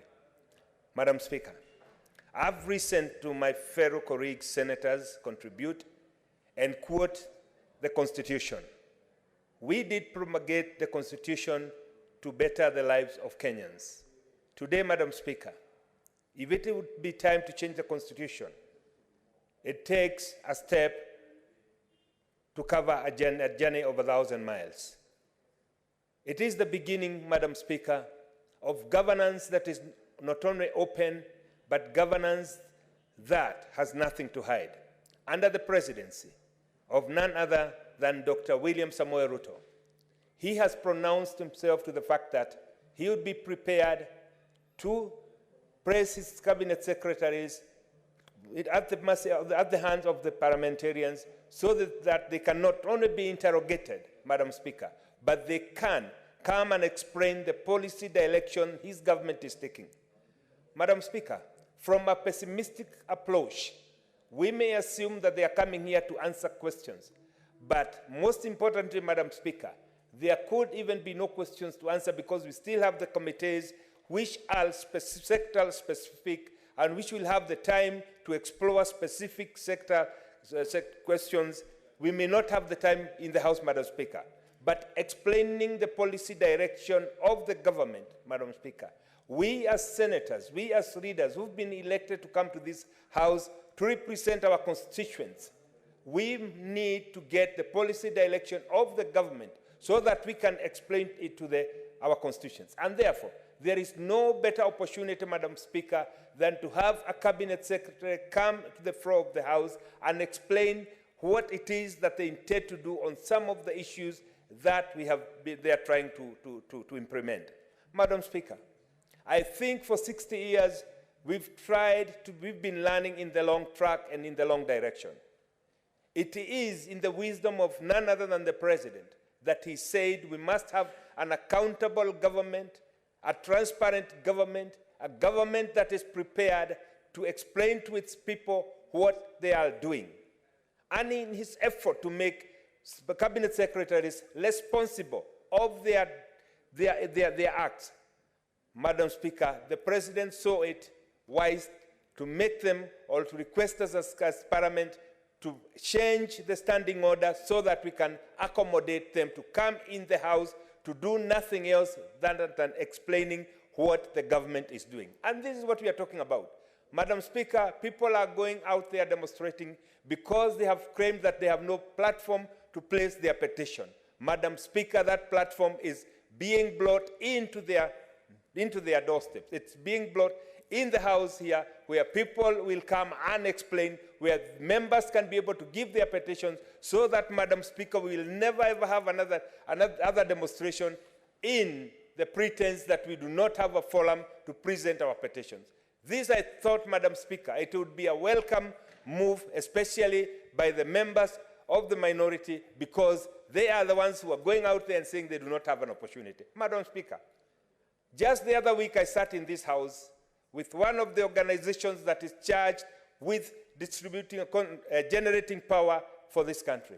I could not get quorum enough to proceed with the session because some people who are claiming the cost of living is so high prefer to go and throw stones as if stones can bring the cost of living down. Madam Speaker, I'm saying this, that now we are here and saying that we can get the cabinet here. It is a golden opportunity for us, even those who are not sitting in the cabinet, to give those wonderful ideas we have, how we can bring the cost of living down without landing on the streets, without burning police cars, Madam Speaker, without destroying people's property. We have a golden opportunity, like readers, to address those issues.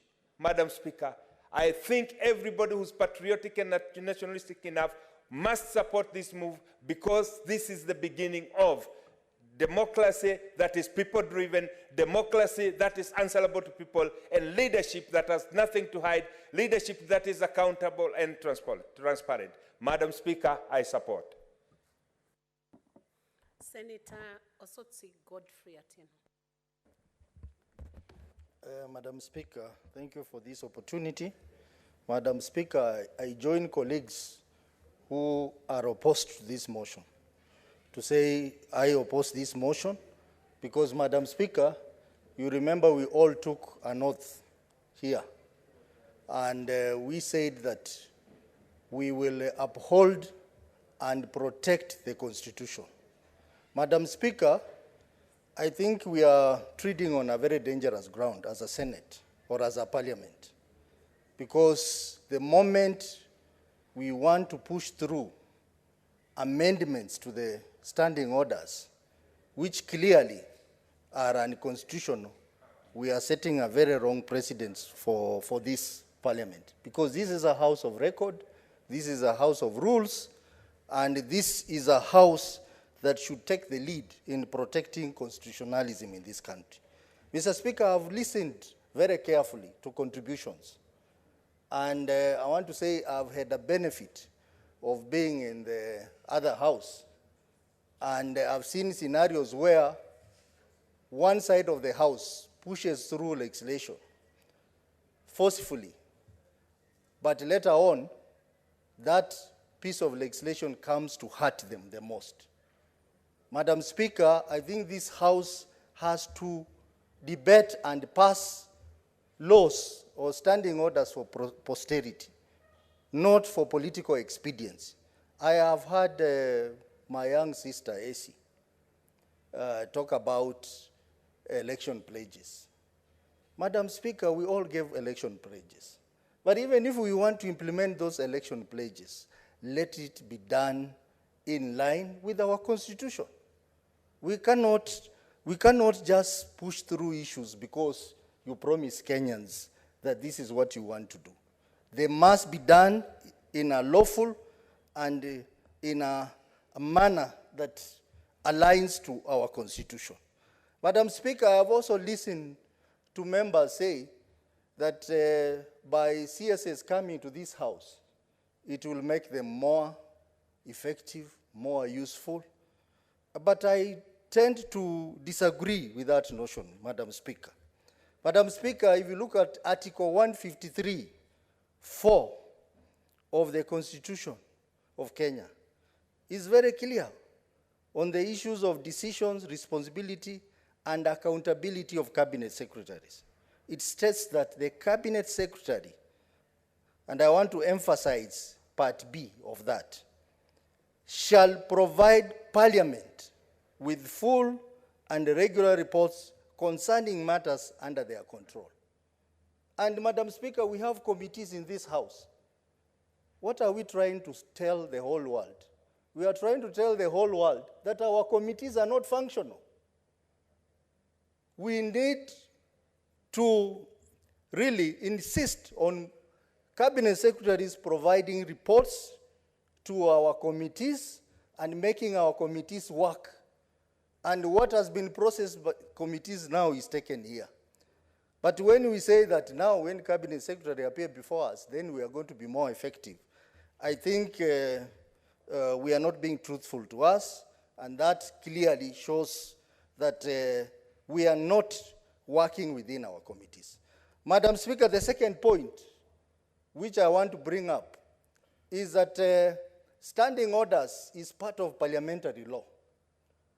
That this is our law in this house.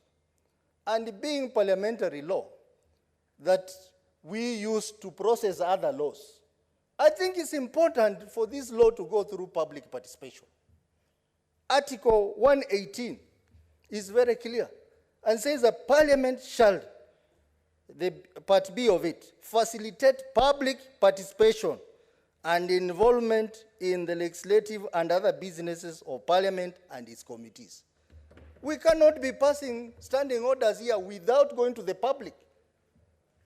Maybe if we took these standing orders to the public, they will have their input. They will tell us this is unconstitutional. They will even give us some useful input. But now, Madam Speaker, you subject these standing orders to the committee, and then the committee writes a report, and that's all. And you bring it here. And this same house is the house that is going to pass other legislations, which are supposed to go through public participation. Mr. Speaker, Madam Speaker, is this not contravening Article 118 of the Constitution? So I think this thing must be looked at very clearly with a sober mind and without political persuasion.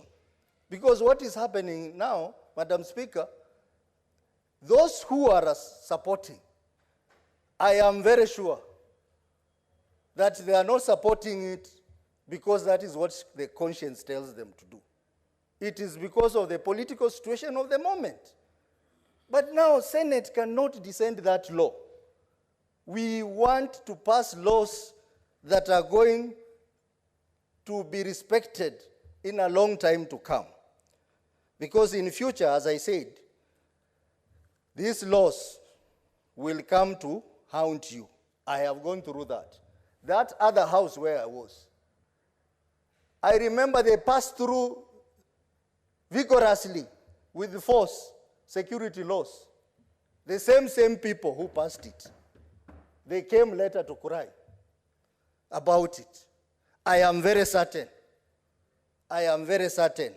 this will happen to this house again, Madam Speaker. So let us be very objective, because in future we are going to remind ourselves to what we did by forcefully passing through this amendments. Madam Speaker, I have read the Constitution, and nowhere in the Constitution does it say cabinet secretaries shall appear before the plenary. The only place where you get appearance of the cabinet secretary is in Article 153(3) that says a cabinet secretary shall attend before a committee of the National Assembly or the Senate when required by the committee and answer any questions concerning a matter for which the cabinet secretary is responsible. Madam Speaker, even if we wanted cabinet secretary to appear, then we'll go the Umtata way. Let us have a committee of the whole house so that it is cabinet secretary appearing before the committee, but a committee of the whole house. Then we can ask questions in that committee of the whole house, and I think that will not be breaking the Constitution. But by amending the standing orders in the manner we have done, Madam Speaker, it offends Article 153 of the Constitution. Madam Speaker, additionally, as some members have said, we need to ask ourselves, what system of government are we looking for? Are we looking for a parliamentary system of government? And if we are looking for a parliamentary system of government, then let's not do things in a piecemeal.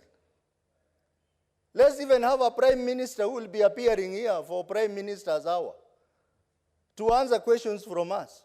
I know we have a position closer to a prime minister. Why do we want to pass these amendments before we put that position in law? I'm talking about the Prime Cabinet Secretary, who happens to be my constituent. It is very clear in the coalition agreement that his position was supposed to be entrenched in law 30 days on assumption of power. That has not been done. So let us have a parliamentary system of government if you want to have it. Let us have a presidential system if you want to have it. Let's not have something strange in between that is not clear. And Madam Speaker, this agitation for wanting to change things to look different is going to hurt this country. We have had cases where laws have been changed, operations in government have changed. Even the other day we heard that you don't have to go through the Ministry of Foreign Affairs on a diplomatic issue. You can go direct to a line ministry. Madam Speaker, that violates the Vienna Convention. We want to do things different in this country, and it's going to hurt us, Madam Speaker. Madam Speaker, to end, as Honorable Kajwang has said, that Wednesdays are days when some of our committees, especially the committee of CPAC and CPIC, we engage counties. And we have a backlog of work. Madam Speaker, I'm worried that if we take away Wednesday, we will not be able to clear the backlog we have. So in that case, we will permanently request for a leave so that we can handle the numerous reports we have in CPAC and CPIC. Madam Speaker, I want to urge members, please let us be objective on this matter. Let us be wise, because we may do things in a hurry. We may want to impress our political bosses, but in the future, I can guarantee you, this will come to haunt us. And Madam Speaker, this is a matter that if one went to court, he will easily get orders against this. Do we want to be a parliament that is going to be injected by the courts on its own standing orders? That is one question we need to ask ourselves. So, Madam Speaker, I am opposed to these amendments to the standing orders, and I'm totally opposed, and I'm going to vote against the standing orders. I can see my friend Aaron is smiling, but I want to tell you, Majority Leader, that there is need to have Cabinet Secretary appearing before the House Yes, but let us do it in the right manner. If we want to amend the constitution, even this side of the house is ready. We support the idea of cabinet secretaries coming to answer questions. But let us follow the right procedure. Let us do it constitutionally. Madam Speaker, I end by saying I oppose this amendment. Senator Nyamukaren Jerry.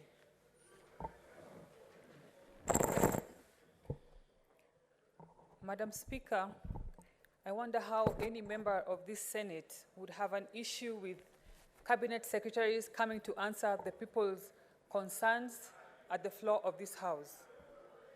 And I've also had other members saying that if we adopt this arrangement, it would be unique from other countries that either subscribe to a parliamentary or a presidential system, Madam Speaker. And Madam Speaker, I wonder what is wrong with us having our unique ways, or in us getting innovative to to deal with our own unique challenges.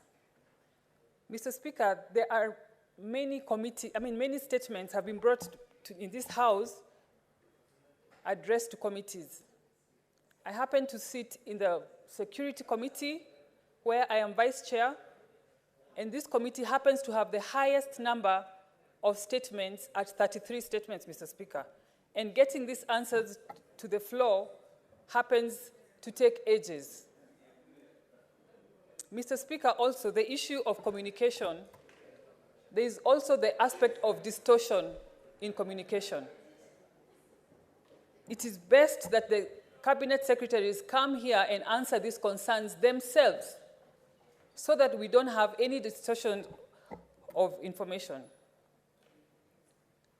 Allow me, Madam Speaker, to applaud our majority leader for bringing this very timely motion, because we have very wonderful motions and bills tabled in the floor of this House that will benefit from this motion.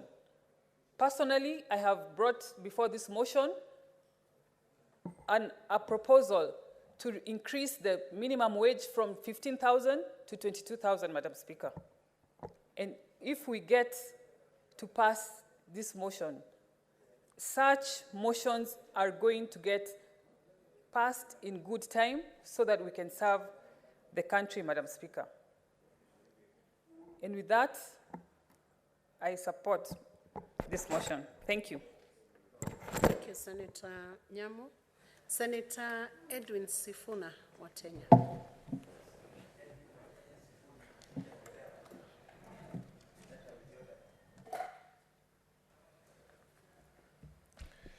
Madam Speaker, I rise to join my colleagues on the minority side who have opposed this particular motion. And I stand here in the full understanding of the futility of our effort, but still we will do what we think is right in accordance with the Constitution. Madam Speaker, as Senator for Busia has said, all of us have taken an oath to defend the Constitution, and that is exactly what we do. I have just come from Kiambu Police Station, Madam Speaker, where I had been arrested, purportedly on charges of unlawful assembly at my own offices at KICC, Madam Speaker. And it absolutely breaks my heart, some of the comments that have come from the chair of the Energy Committee, knowing that I'm a very strong member of that committee. We are working together to make sure that we reduce the cost of living for Kenyans. But even as we do that, Madam Speaker, I believe it is important for those of us who believe that the constitutional rights that we gained through blood and sweat are protected. I hold the position, in fact, Madam Speaker, that every single appendage that God gave you, if you do not use it, it will fall off. Madam Speaker, this is how we as human beings lost our tails. We used to have tails. And because we were not using those tails, we no longer have tails. In my view, constitutional rights are the same. Constitutional rights are the same. I'm a student of evolution, Dr. Khalwale. So, even these rights, the exercise of these rights is what gives them life. In my view, Madam Speaker, we have given our position as a minority on these amendments. And I want to confirm here that, in fact, we as the leadership of the minority will be proceeding to court to challenge these particular amendments, and we know that that is a forum to ventilate some of the issues that have been raised by my colleagues. But allow me to just disabuse the notion of some of my colleagues that, in fact, this is something other than what it is. Because, Madam Speaker, in our view, this is not an opportunity for us to actually put members of the cabinet to task. It is a cosmetic change we could have done way better by just going the long constitutional route to actually give the Senate powers over these cabinet secretaries. And I'm going to demonstrate how.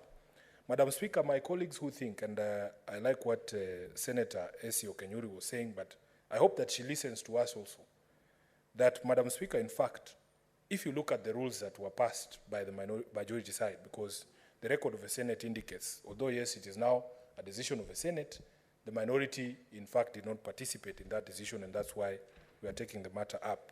That, in fact, the rules that we have bound ourselves to in this particular process allow, first of all, for very serious censorship from the Speaker, that, in fact, the questions that you want to put to a cabinet secretary can be denied by the Speaker. Those are the rules that we passed here. Number two, Madam Speaker, if we have complained about the speed of the responses that come from the committees, and yet we go again and bind ourselves in a period of time under those rules that were passed here, that the responses of the cabinet secretaries can only come after 7 days, then we are defeating the point. Madam Speaker, also, as politicians, we know that the news cycle is incessant. The news cycle doesn't stop. Stories develop every day. Kenya is always on the move, Madam Speaker. By the time you are asking a cabinet secretary a question from 7 days ago, that matter has long moved on to something else. And if really the intention of this House was to try and have quick responses on matters that are relevant and current, then really these particular rules that you have passed have tied the hands of the Senate in terms of the speed with which you can get answers for your residents. And I can see my good Senator Lelegwe is here. If there are issues in your county, security issues, there has been an attack on a school, even if you get the CS here, by the time he comes here, Madam Speaker, that issue will have moved on and you'll have fresh questions, which you can't ask him because you know you have already submitted these questions 7 days earlier. Madam Speaker, we also have this position that, in fact, the rules, the way they have been framed, they actually have been framed to stifle debate further. For instance, they say that you cannot ask a cabinet secretary about something that you heard in the media.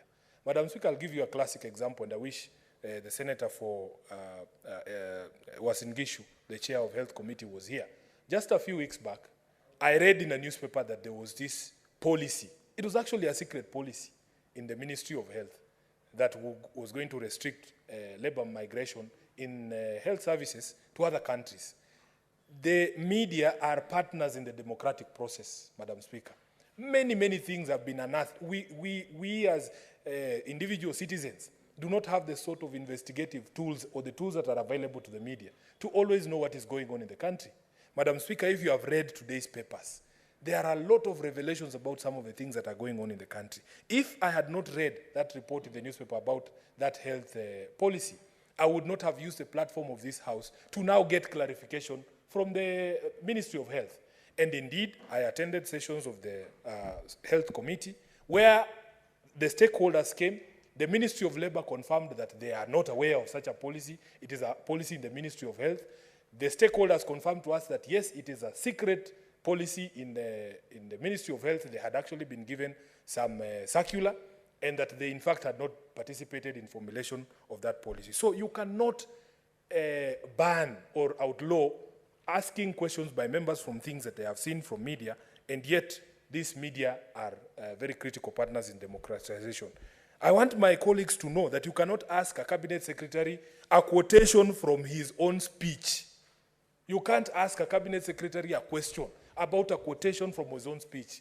And in the context of what is happening in the country right now, Madam Speaker, if, for instance, we had the CS of Interior before us next week, and I have seen a quotation, for instance, him saying that he needs to bring amendments to the House to review the Public Order Act. As a senator, I have already gagged myself by the rules that I passed myself. Madam Speaker, I believe that our colleagues need to understand and appreciate that, in fact, this thing is not what is being meant out to look like. Lastly, another point, Madam Speaker, the restrictions to the nature of the questions. The restrictions to the nature of the questions. This is why I'm telling my colleagues, you will not be able to achieve what you think you are achieving with these rules. There are 11 restrictions to the questions you can ask the Cabinet Secretary. And the most interesting ones, Madam Speaker, first of all, your question cannot convey a point of view. I can't give, say, Bwana CS, from the way I see things, the deployment of KDF together with the police creates command problems because of the relationships of the two entities. I can't do that. Madam Speaker, I like to speak with linguistic tools. You have gagged me, you have said I cannot use irony. I cannot use imputation, inference, opinion. How am I going to debate?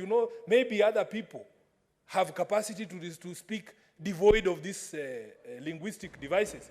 But I actually depend on them. This is how I became a lawyer. This is how I became a member of parliament. Madam Speaker, I cannot seek an expression of opinion from the CS. I cannot ask the CS for defense or for interior. In your view, Bwana CS, have the measures you've put in place to protect the people of Baringo been successful? I can't. Because this is how we have tied our hands, in such a way that, in fact, this is something totally useless to us as a House, and I think that we have unnecessarily tied our own hands. Lastly, Madam Speaker, there was something that the Senator for Busia alluded to. Under Article 125 of the Constitution, the committees have been given power to enforce attendance of witnesses. That, in fact, if a Cabinet Secretary fails to honor the invitation of a committee, you have the power to summon him. You have the power to tell him to bring documents, to compel production of documents, and examine him under oath.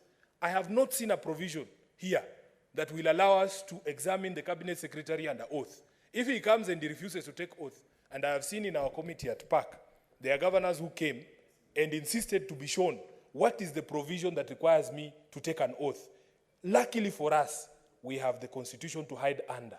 Article 125, we tell you, you have to take oaths so that the things that you're telling us are truthful. And the reason why people take oaths is so that there are consequences to the things they say, Madam Speaker. So if we have not provided that these Cabinet Secretaries can take oath, if we can't summon them, if we can't summon documents from them, if we can't compel their attendance, you have provided in these standing orders that all we can do is to start motions of censure.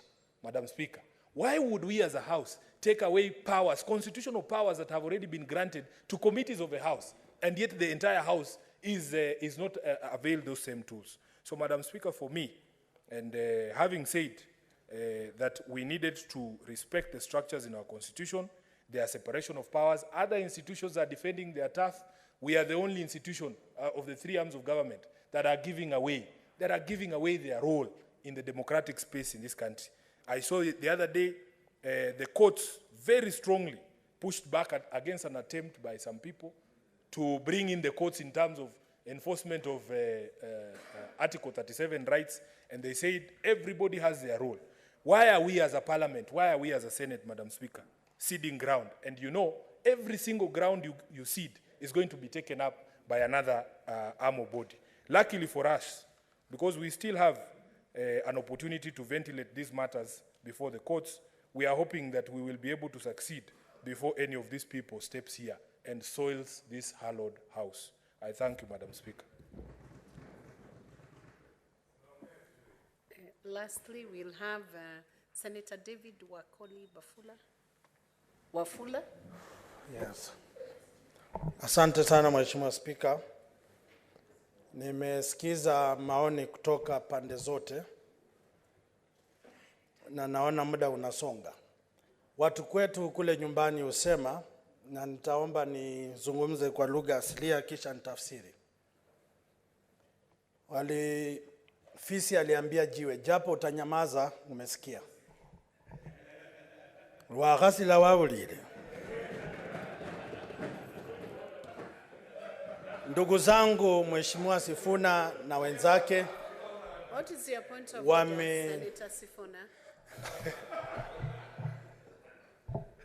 Madam Speaker, the standing orders provide that you must complete your submissions in the language in which we began. I think my brother is out of order. Because I think under the standing order, you are only allowed to read a quotation. You cannot go into this. No, he has to tell us where he's reading from. Senator Can he Sifuna. continue? Because he had already said what he wanted to say in Kiswahili. Though he needs to continue in that language, Madam Speaker. Senator Sifuna. Asante sana Mheshimiwa Spika. Nadhani nchi nzima inasikiza mjadala jinsi unavyoendelea na pande zote zina haki na hoja ambazo Wakenya wanasikiza kwa makini sana. Ninaelewa fika yale ambayo yanawashinikiza ndugu zetu walio wachache kwenye bunge. Ni sawa, sheria inawapa uwezo wa kusema yale mnasema. Lakini cha muhimu kule tunakotoka, watu wanataka kuona mawaziri wakiwajibika. Mheshimiwa Sifuna, umetaja vipengele ambavyo kwako ama kwa wale walio wachache sheria hizi zinawagandamiza ama kuwafinya maseneta wasijieleze fika mbele ya umma. Ni sawa na tuna nafasi ya kubadilisha. Kile tunasema kama serikali ni kwamba mawaziri ambao wamechaguliwa na Mheshimiwa Rais wanapofanya kazi yao hapa Kenya, lazima wawajibike, lazima wajieleze, lazima wadhihirishe kwamba Kenya hii ni yetu sisi sote.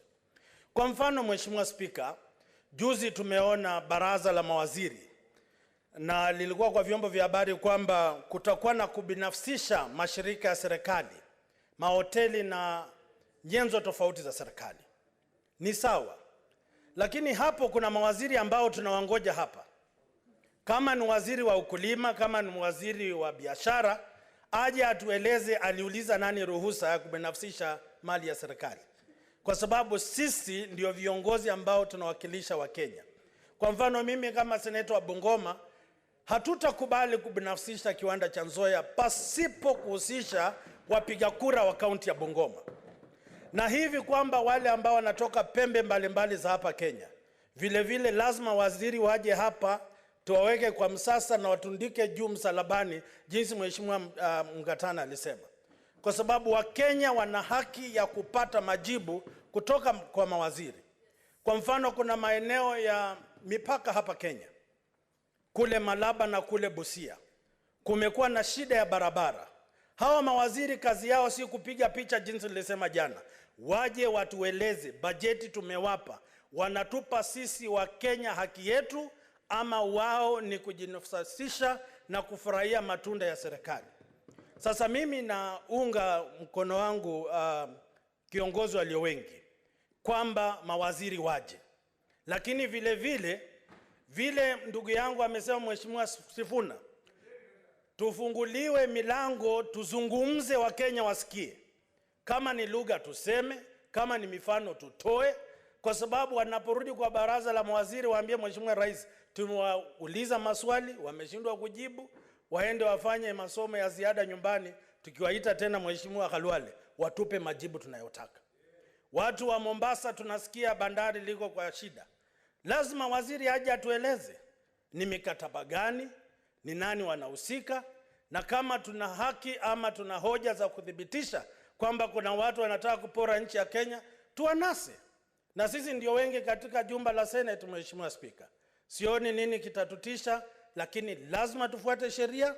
Mawaziri waje watueleze, Wakenya kule nyumbani wasikize kwamba tuliuliza kile walitutuma na majibu tumepata.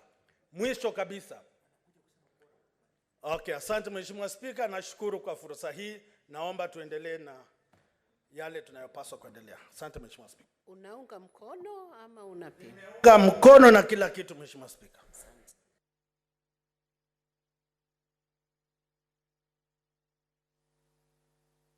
I now call upon the mover to reply. I hope you'll be short. I have communication from the chair. Thank you. Madam Speaker, I took time to listen to our colleagues who have taken time to contribute to this very important motion. colleagues from majority side, the minority side, those in support, those who are opposing. Mr. Speaker, the reason why I keenly listened to each of them is that I wanted to understand if, for whatever reason, there is anything that we have missed in the form and manner in which we have proposed this motion, such that our colleagues from the minority side will be opposed to it. Indeed, when we began this motion, many of our colleagues on the minority side were actually in support. But I don't know what happened along the way, as is becoming the custom nowadays. Our colleagues are in a bad mood. They imagine that there is something, there's an animal called a server, which until they see, nothing should work in this country. But some of us see the world differently, Madam Speaker. We believe that once upon the election is over, it's our duty now to serve the people of Kenya. Part of the constitutional mandate that I have is to ensure that I hold ministers to account. And the Constitution has provided. Madam Speaker, I have listened to our colleagues. Each of them dance around. And I was hoping that any of them would cite any constitutional provision that bars ministers from appearing from Senate as a House, Madam Speaker. There's none that I could quote. In fact, to the contrary, Madam Speaker, I was hoping when they finish reading Article 153, which they have quoted so many times out of context, because they cite Article 153.3, which speaks about members, or which speak about cabinet ministers appearing before committees, but forget to read on. This is a common practice that I see with our colleagues. And the other day I challenged them and I told them, stop reading the Constitution the way drunkards sometimes read the Bible, where they only refer to 1 Timothy 5:23, see that it has permitted them to take wine, they close the Bible and run away. There are other dictates of a constitution. If you read down Article 153.4, Madam Speaker, they will have understood what you are trying to do. 153.4, Madam Speaker, speaks that cabinet secretary shall, A, act in accordance with the Constitution, and B, which is extremely important to this matter that is before us, so that for the comfort of my colleagues who may be thinking that maybe what you are doing is not constitutional, is that they will provide Parliament with full and regular reports concerning matters under their control. What the Constitution doesn't do is provide for the how. We don't expect our Constitution to guide us on every little detail. It is us to create the law. And that is what we are doing, Madam Speaker. We are creating the enabling environment for cabinet ministers to appear before us. In fact, I want to tell you that there is nothing other than sulk, which is what our colleagues are doing. You will see them next week on Wednesday. When we resume, there will be more than us in this house, willing and ready to ask. If indeed they strongly believe that cabinet ministers should not come to this house, I challenge the minority side. Then don't show up when cabinet ministers are here. So, Madam Speaker, we must grow a good culture of democracy, where if my colleague who, for political reasons I don't agree with, choose, Madam Speaker, a particular path, if it makes sense, if it's good for the country, then I should be able to support them. Otherwise, what they are setting is a very dangerous precedent. The colleagues who keep on walking out every time they don't agree have bills on the order paper. They have motions. Very soon, Senator Boni Halwale, the whip on the minority side, will start applying the same games to them so that we see how they will transact. They'll bring legislation which require 24 delegations. Let's see where they'll get the numbers from if they want us to play this kind of game, Madam Speaker. So, Madam Speaker, I want to appreciate the colleagues that have brought contributions to this motion. I appreciate, and I have said, and I want to repeat for emphasis' sake, Madam Speaker, that cabinet ministers will appear before us in plenary to answer to specific questions that are of national importance, policy-related matters, and still appear before committees to respond to specific matters that are under the jurisdiction of that particular committee. That is plain and simple matter. With those very many remarks, Madam Speaker, I beg to move. Thank you. Thank you, Majority Leader.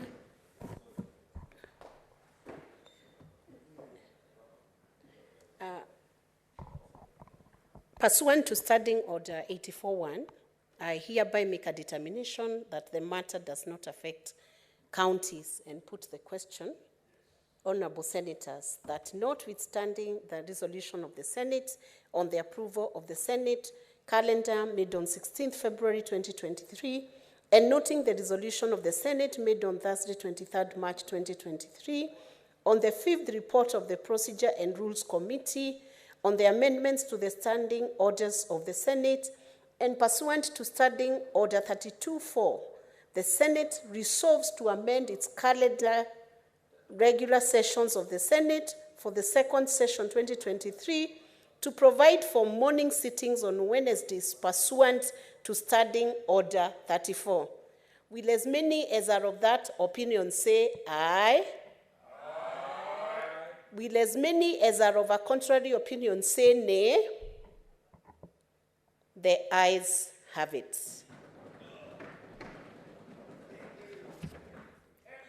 Honorable Senators, I have communication from the Chair. I would like to acknowledge the presence in the Speaker's Gallery this afternoon a delegation from the County Assembly of Bomet, comprising of members of the County Assembly, and the delegation is undertaking a study tour in the Senate. I request each member of the delegation to stand when called upon so that you may be acknowledged in the Senate tradition. So I'll read out the names.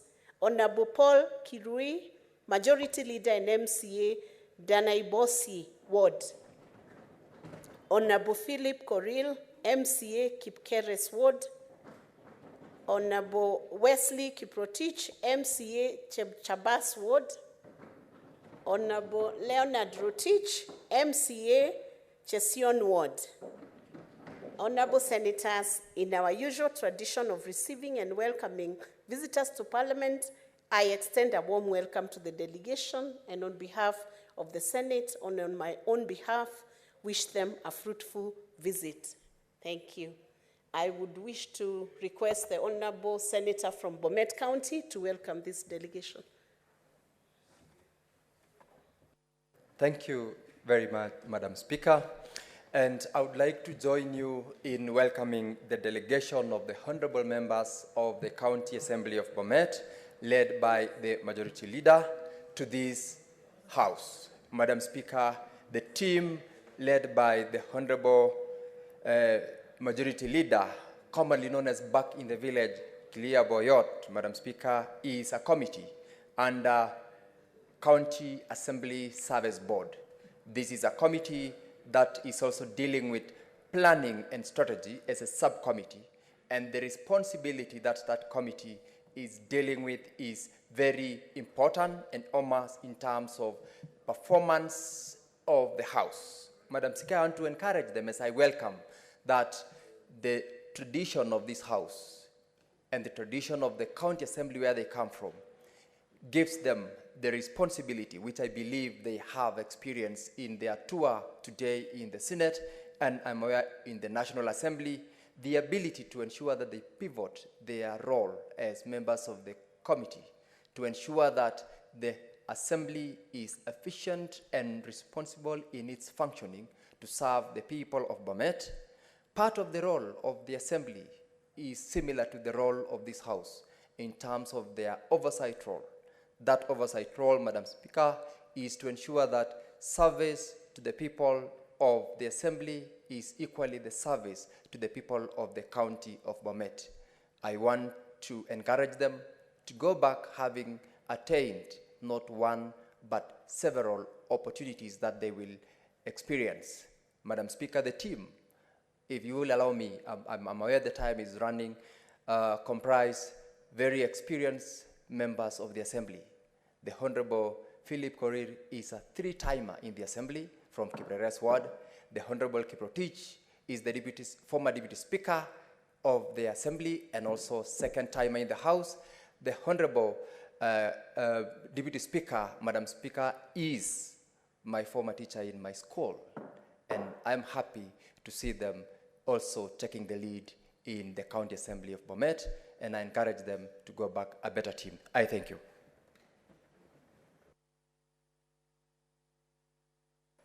Thank you, Honorable Senator. Honorable Senators, it is now 6:30 p.m., time to adjourn the House. The Senate therefore stands adjourned until tomorrow, Thursday, 30th March 2023 at 2:30.